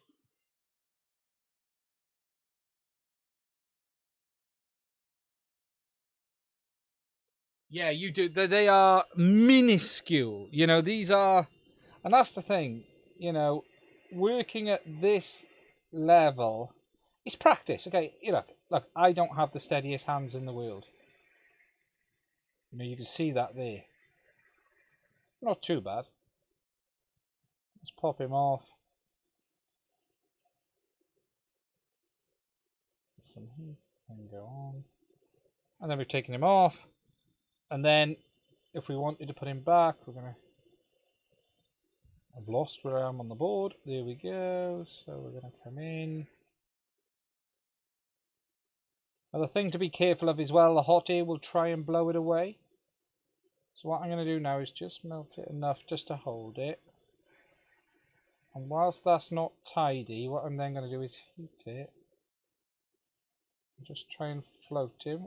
Oh, look, see, look, now we're causing trouble. We're moving others out the way.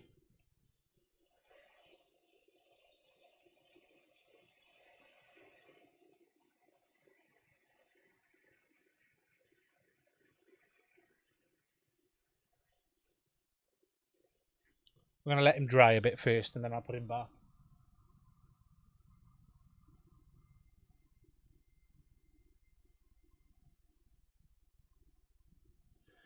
Okay, so let's just get him right again, shall we?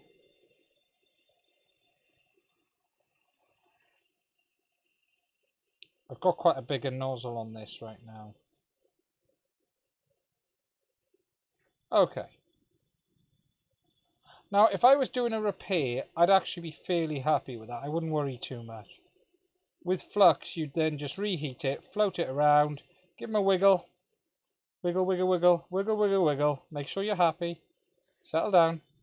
Now, with flux, it would just sit in place and it would be done. And it would just be there. I just have no flux. I've just run out of all flux. You know, we can go for something a bit bigger if we wanted to drop him off.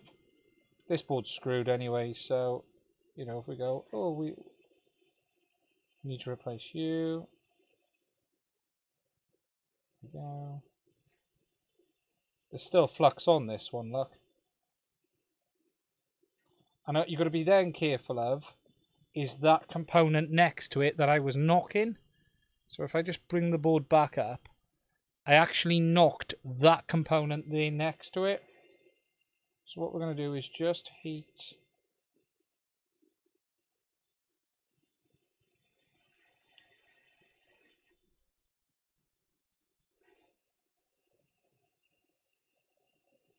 There we go. There we go. Happy with that. That'll go.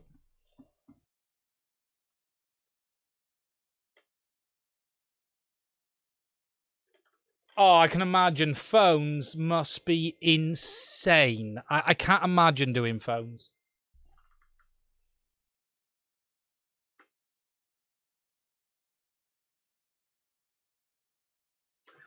Yeah, that's the way it always is, BB.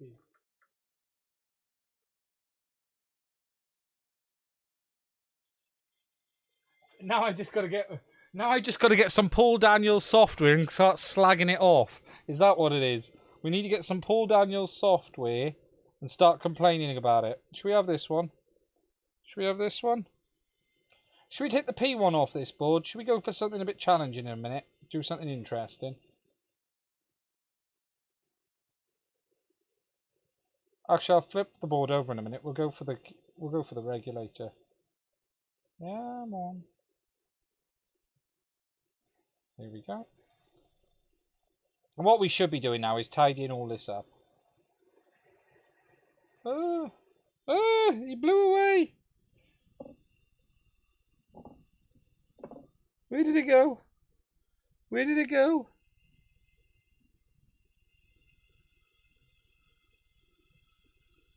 That's not it. Always the challenge. Right, sod it. Right, let's go for something a bit more fun, shall we? This is a broken board.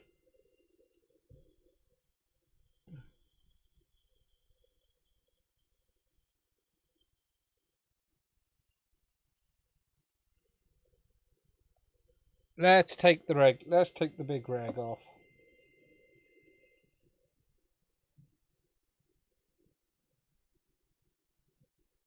And then let me just get in a bit more. Oh, that's well out now compared to there. So my camera is not staying focused in different positions. That's interesting. Okay, so what we're going to do now...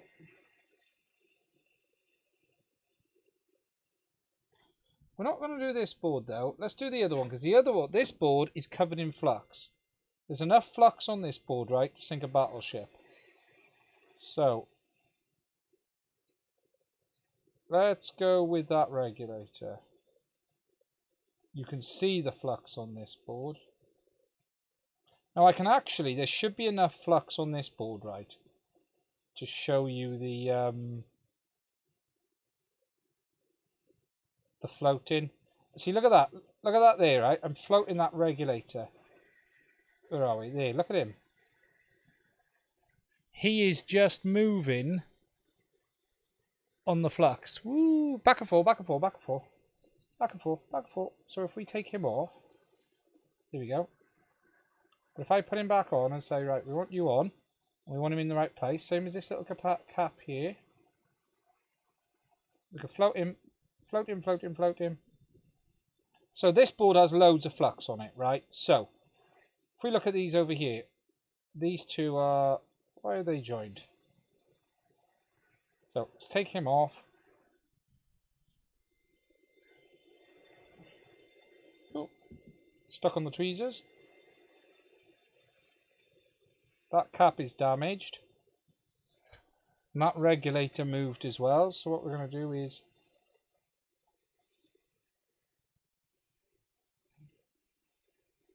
put that back to where that should be. Okay. So now we're going to take this cap and we're going to pop him back here.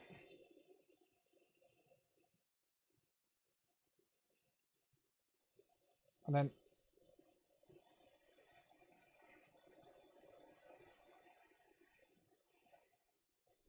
float him back in place.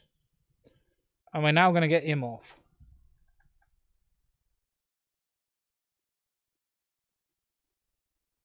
Back and forth. I'm just going to drop the ear level down on this station a little bit. Right, we're going to go for him. I want him off. I want you gone, my friend. We're going to go for the... Well, actually, wait there. Before we do him, let's do this. Right, so I replaced this before, and it needs to tidy up. Now, this is a QFM package, right? So, let's pop these off. We've popped them off. Right, so this all needs a tidy up. So, let me get the iron up.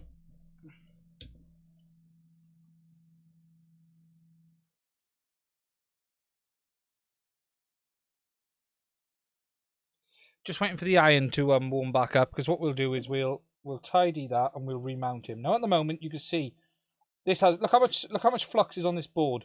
This is the board I'd heavily worked on.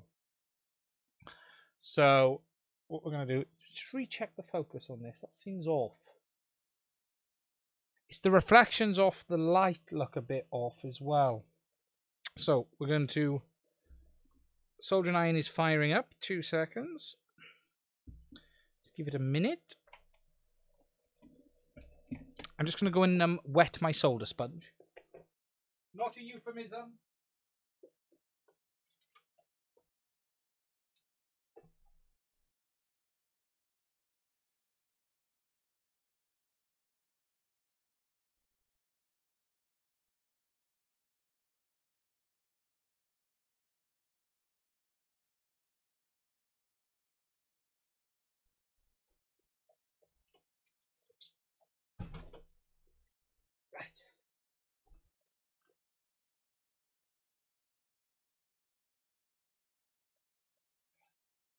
DJ will be on the phone with you tomorrow into flight hardware.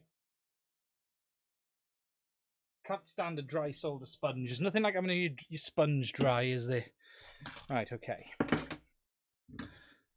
Right, this nib I've got on this is probably a little bit big. But hey ho, we'll worry about that in a minute. We don't mind.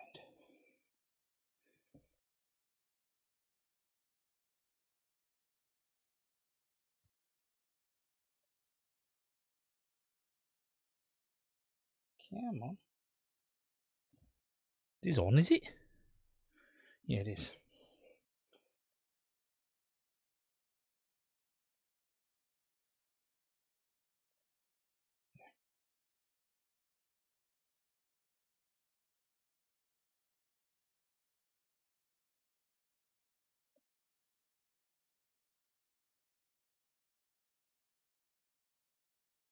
Just waiting.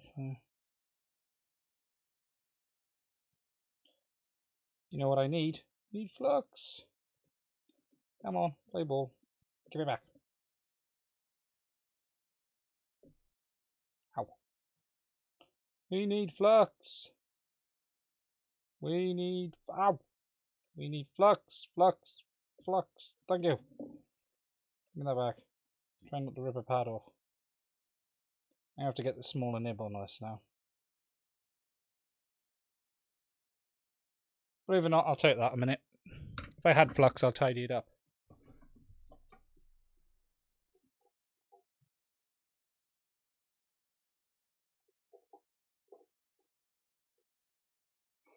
Dry tip, yeah.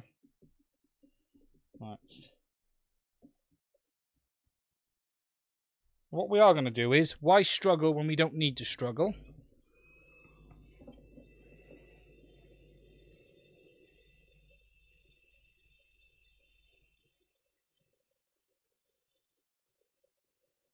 Thank you. Okay, so.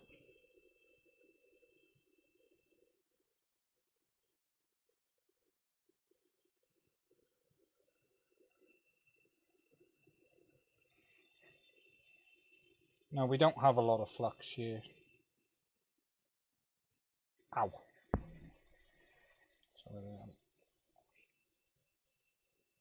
at the moment I'm burning my hand. Do you know how much with it? I'll bring it back into view. Ow! Get right where you want, you bugger. Sort. Sorry. I'm not holding this the best at the moment, so... Right, let's get it in place first of all, and then... Flux, go that way, please. Right, let me just do that and just see if it holds a second, then I can take the tweezers off. Hey, okay. So, okay, let's...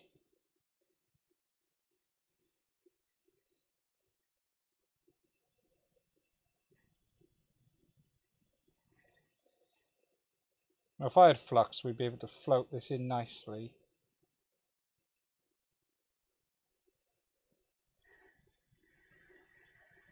I want to know what that is. What are you? You're a bit of wire. How dare you? What are you doing there? Ow. Anyway, we need flux, right? What we're going to do, let's get this off.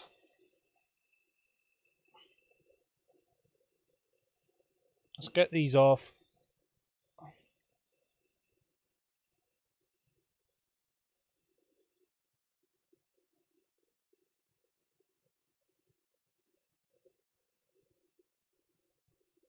Oh, hey. Everything's sticking to my tip now. I didn't say you could move, did I? So you need to go there. You need to go back there. You need to go there. You need to go there. Stop whinging. There you go. Okay. So what is that? That package. That's a QFN. It's an interesting one. Look at the pins on him. Put it back.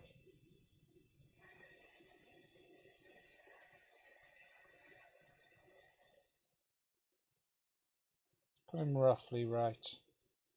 Now, if you were replacing these properly, you'd clean all the pads up, put fresh solder on and all of that nonsense. All I'm doing is just taking it off and putting it on. What we're going to try and do in a minute, before I finish up, and I'll cancel this stream, is we will take off the P1, because that can come off this board. This board's dead. Let's just have a look. Now, we're going to use the surface tension now to get this back where it should be.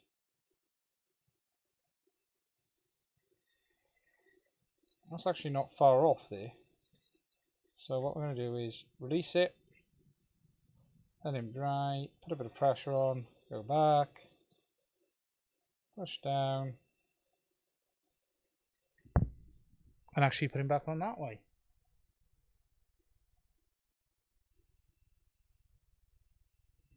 Right, I'm just going to catch up on the chat before we take the P1 off.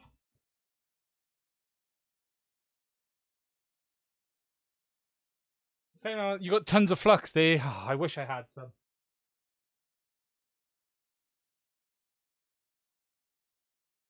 This makes me very anxious. Hi all, happy soldering. Hello Ken, Buzz Z, how are you? 21 watching, 20 likes, yeah. Right, let's get the P1 off, shall we? Let's have a look what this thing looks like. Let's take the zoom out so you guys can see properly. This is the main DJI chip, the P1 is. So let's go for it. Will we be able to get it off? Have I got a pair of tweezers wide enough to get it off?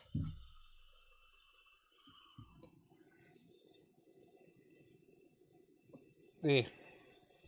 Right, this is going to take quite a bit of...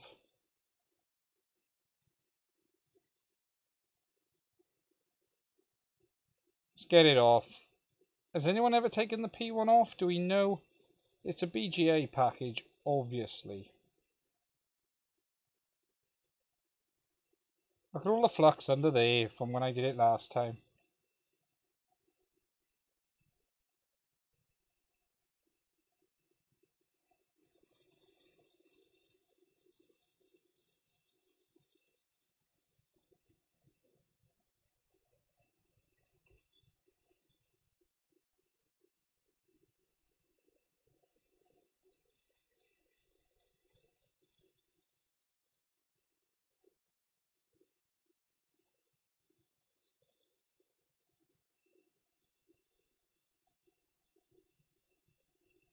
Still nothing yet.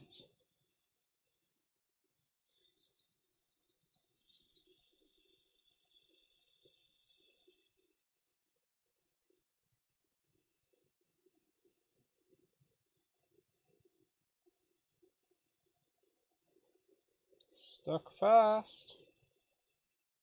Come on.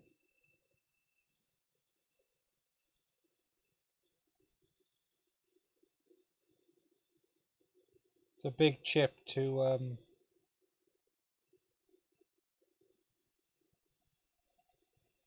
oh, hey, we're going. We got him. Here we are, guys. The DJI P1.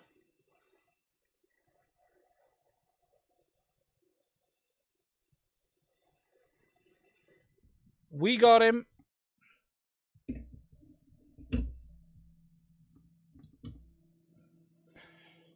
So, just to pop him under. There you guys go. There we are. Here is the underneath of the DJI P1.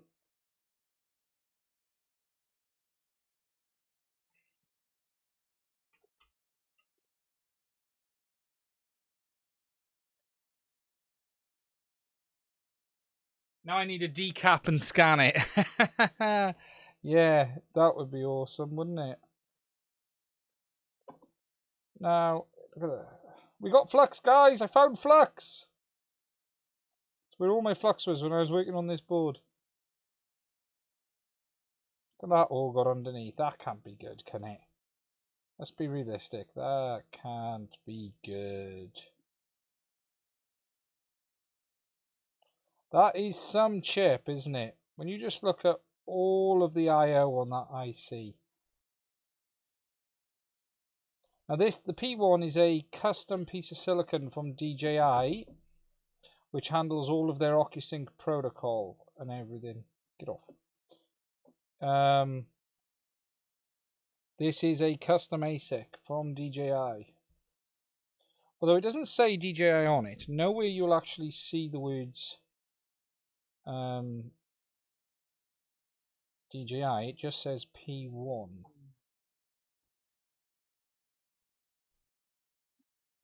Let me just get some more cleaner.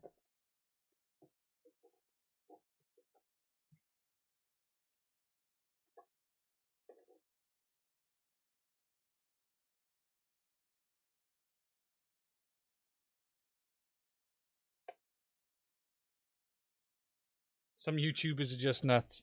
Yeah, this is the amazing thing in it. There's an amazing community of people who are building up some just frankly crazy gear that we wouldn't... Sorry, I'm cleaning my mat as well. You know, I'm lucky to have my hands on some basic gear. Some basic, some high-end. You know, I've got access... I've got the analyzer as well, which I'm doing bits with in the background. There's some frankly amazing gear out there right now in people's hands. We're able to do so much stuff that you just wouldn't have been able to do before as a hobbyist, as someone to try and learn for the community. Let's just try and clean that up a little bit. Come on, DJI, look at the state of that. Come on, that's baked in, that is. Right. Anyway, so that's the P1, which is the V10R01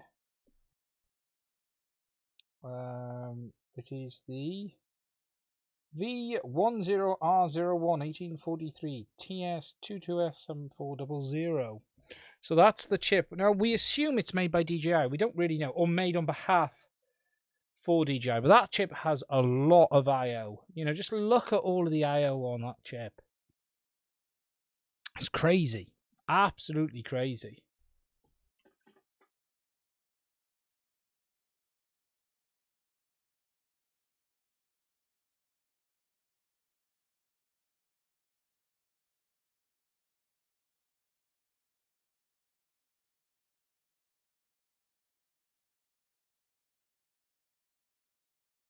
It is a very thin chip as well. Yes, it really is. There's like no depth to it at all.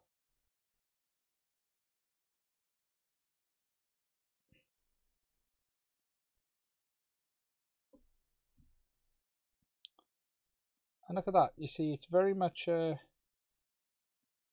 wafer. You've got the bottom green I/O. You know, this is the substrate. You've got the substrate at the bottom. I'm really intrigued. Should I put the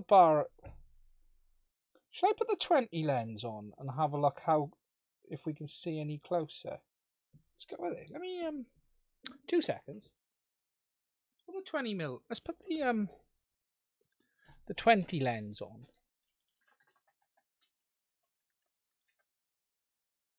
Yes, it does on the top. Thermal paste goes onto it. Let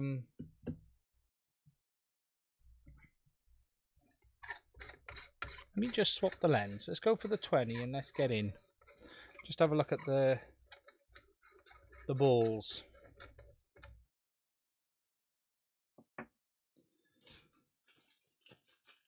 And what I'll then have to do is bring the microscope in a lot closer, which we can do.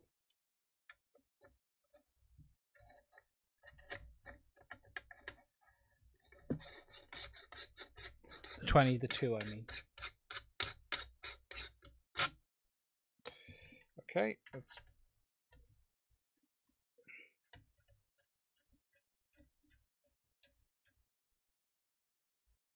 Okay. Now I've got to work out how close we've got to get. Because the settings change dramatically at this point. I believe we've got to go quite a bit lower. Because the working distance changes quite substantial, I believe. Oh, my HDMI cable's getting tight. Right, let me just tighten that a sec and see what we're like there. Right, let me just get to the minimum zoom a minute and try and figure out what I'm actually looking for. Right, where's this actually chip in relation to this?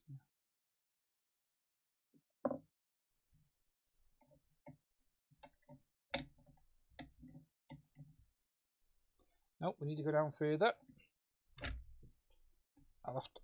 My HDMI cable is going to be my next problem, but we'll deal with that in a minute. Oh wow, yeah, you got to get right down, right, okay. As in, almost on the deck. Down. Okay. I am shocked how close I do have to get. Right, wait there. Let me just put that up. Why can't I go any lower? What am I hitting?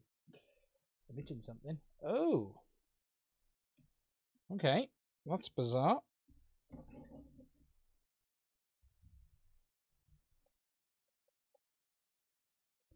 I'll get you guys back on now. I've just got to do a slight adjustment.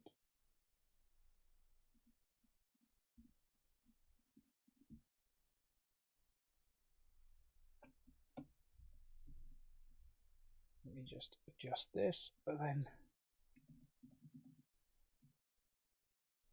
Oh man, okay, now we're in. Right, okay. Okay, that is like to the deck. Now I just got to make sure my HDMI cable's long enough. 1 second.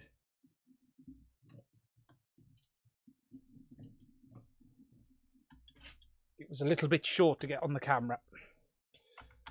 There we go. Back on the workbench. Okay.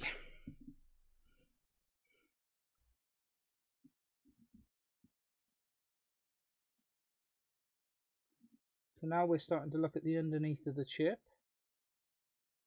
And that's...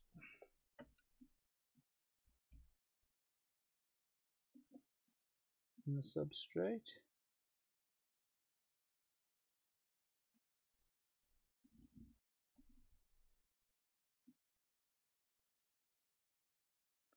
It's actually worse for you guys in this close. You want to...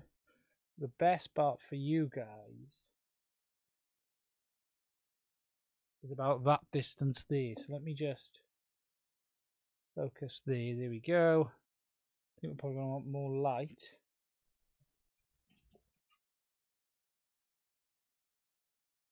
My balls are out of focus. It's not the first time someone said that to me. Okay. I'm trying to slide my teasers under so I can move it. I can't actually see it. Well, that's interesting. Look at these. A lot of these are, I'm assuming, are grounds. Because they're all tracked the same. Because they're in vertical tracks. So anyway, let me just move some stuff so I can...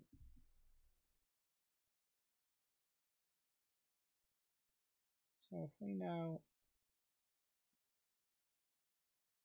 Okay, so if we look up here, we've got...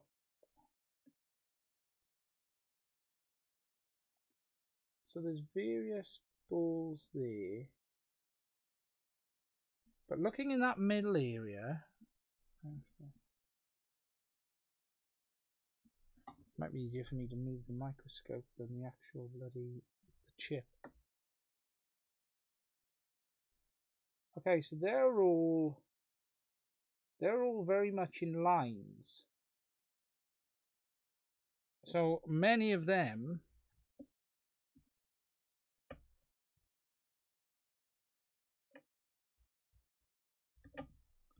are going to be, you can see the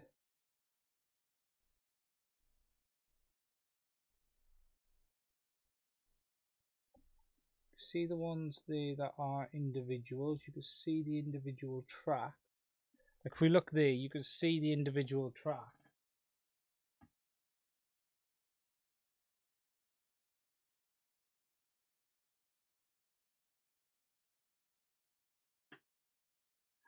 Don Leonard, how are you doing? Oh, here we go. There's an easier way to move it. I'm moving the mat. So this is the DJI P1 chip. So where there? Let's get to the top corner, shall we? Right, let's where there. Let me square this chip up. Right. There. Okay, so you do look at it. Right, we've got a marking down here, UDD 1.0. Nothing up there. It's just going up over this end. Okay, so there's the corner signifier. Pin 1.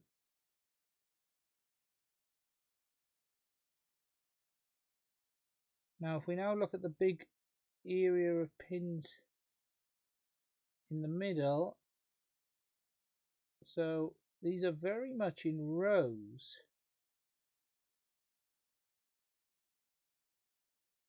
Those there are all very much in rows.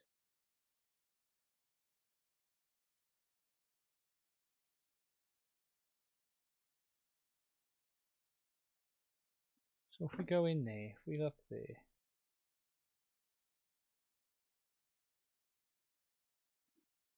I'm now at maximum magnification.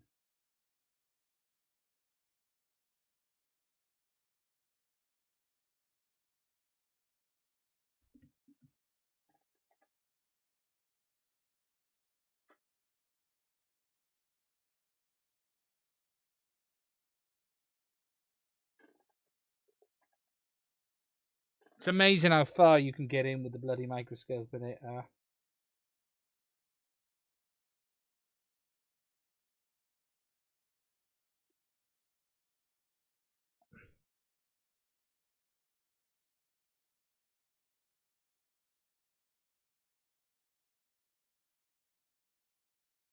Just trying to see if I can see anything much. Really, look at the crud.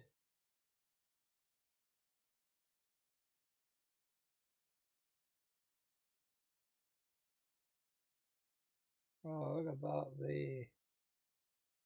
Look at that there. We're right in. You can see down into the layers.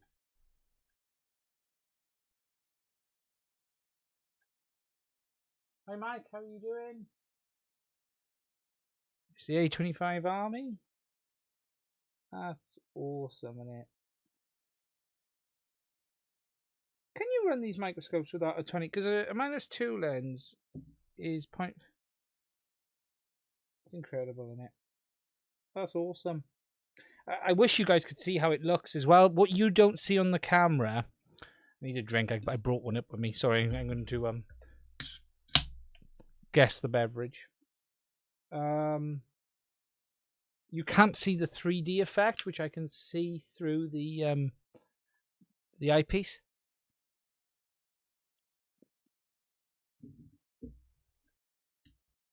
Oh yeah.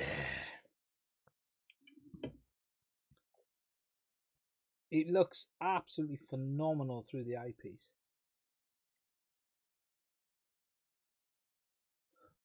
Wow, look at those balls. Look at my balls. They look awesome.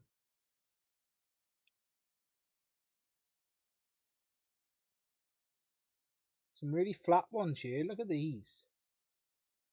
In fact, wait a minute. Are they on the surface or under? They almost look like they're not on the surface. They almost look like they're under the surface and not in use. I don't know if I'm going to be able to get my tweezers in there. Wow, look at the edge of my tweezers.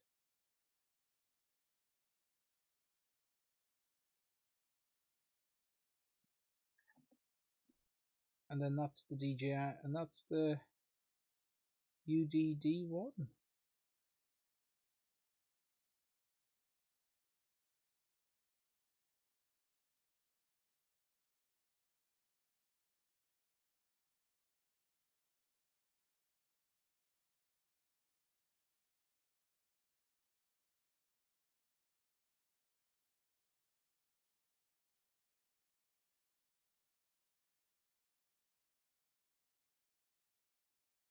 You see that there's some etching around this area. under the substrate. There we go, guys. Yeah, this is the underneath of the DJI P1. So I've gone on to maximum magnification. Now, you couldn't solder with this, just to show you guys. You couldn't solder with that because that's how close I am. Look. It's like under there. So you couldn't do any work with that. This is with the you couldn't work with that. That's how close it is. This is with the 20 lens. The Barlow 20. It's awesome. I just drop that up and we just put the PCB under a minute.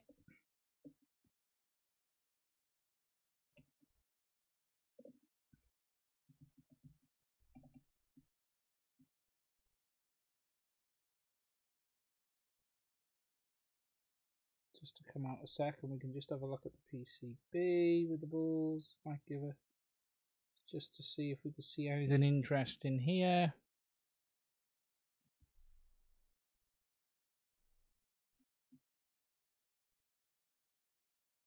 Not particularly.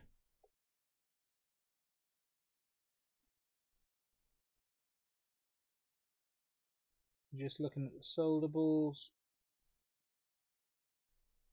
Yeah, we're not really seeing anything interesting now on the board. There's a track there.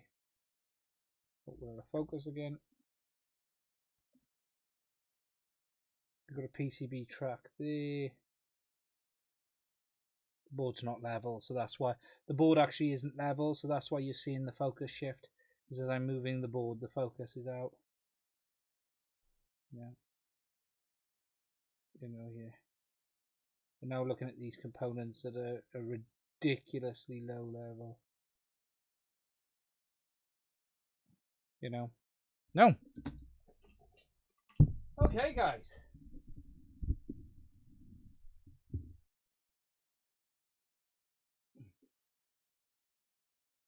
Yeah, to be fair, look, price-wise, I paid $250, so I'm gonna just put this back into its original configuration. 2 seconds.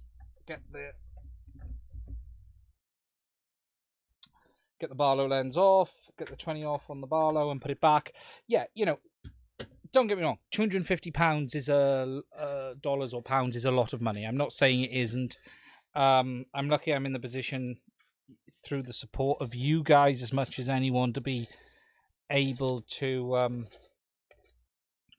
build up a bit of gear right now. I'm trying to get myself back in the position I have been in the past.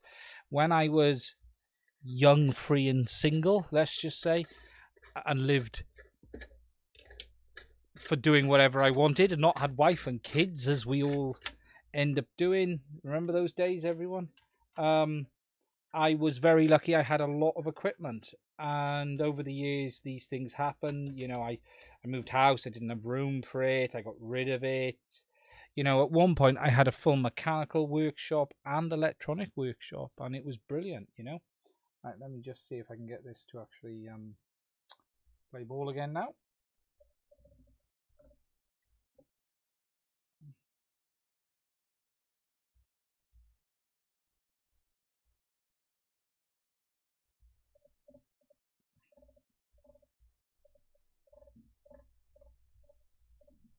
Okay, that's not good. We need to go up further. The maximum reach. So we're going to lock that. Just to go up a bit.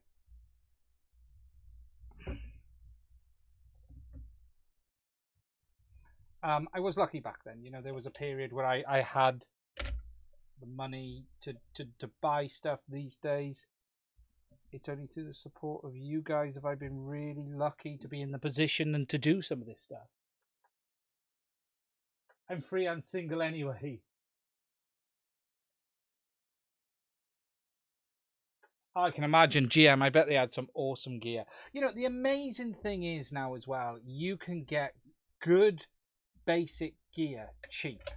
you know, $250 from China has got me up and running. Okay, that looks good. No, that's not.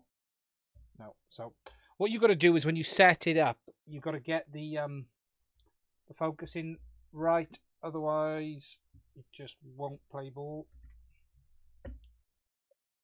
Come on. So what you've got to start doing is getting it right there.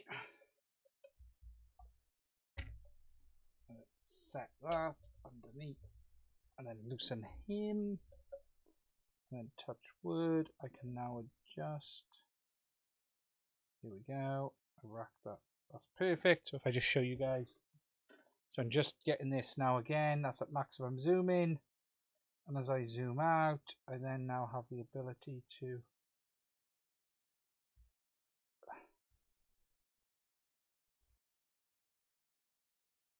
refocus it again, depending on what I want in depth. So the good thing is now, if I now come there, if we focus down on this now, so on this chip, we might want a bit more height actually. Do I? No, we're right. So we're in maximum there. There, okay. And if I now zoom, it should now roughly keep the focus to about there, which it is. And then we can bring it back in there. How's that on the camera? That's looking pretty good. Let's just redo it. No.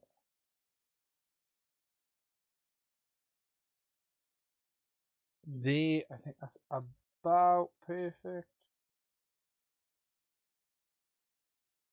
There, actually.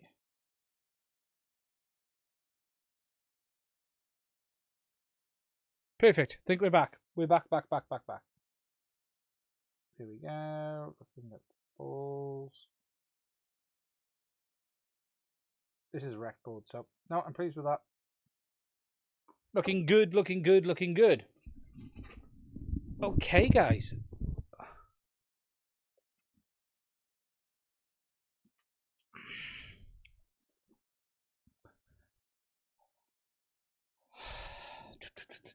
Did the chip fail? No, the board failed catastrophically.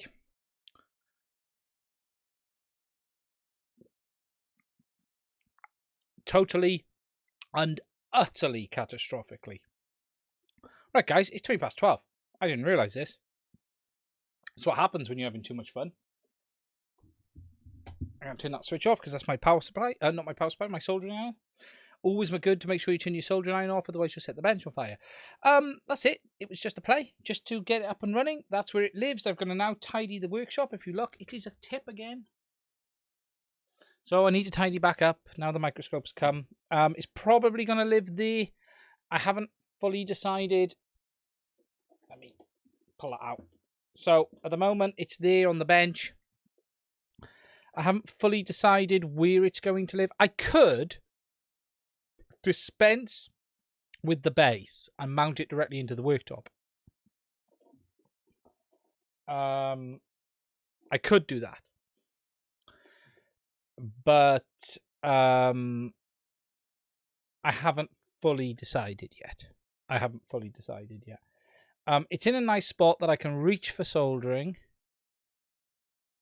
and go back there, but we're going to have to see. Yeah, guys, that's it. Cool. How long have I been streaming?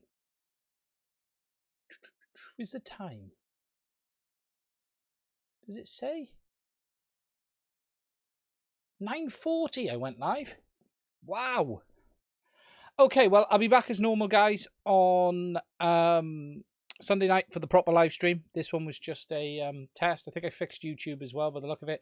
I've now got to put OBS back together and get OBS to actually play ball again after it's destroyed all of my settings for no good reason. So, yeah, we'll talk drones and stuff Sunday, guys. Stay safe. Look after yourselves. I hope you learned something, and I will speak to you guys again soon.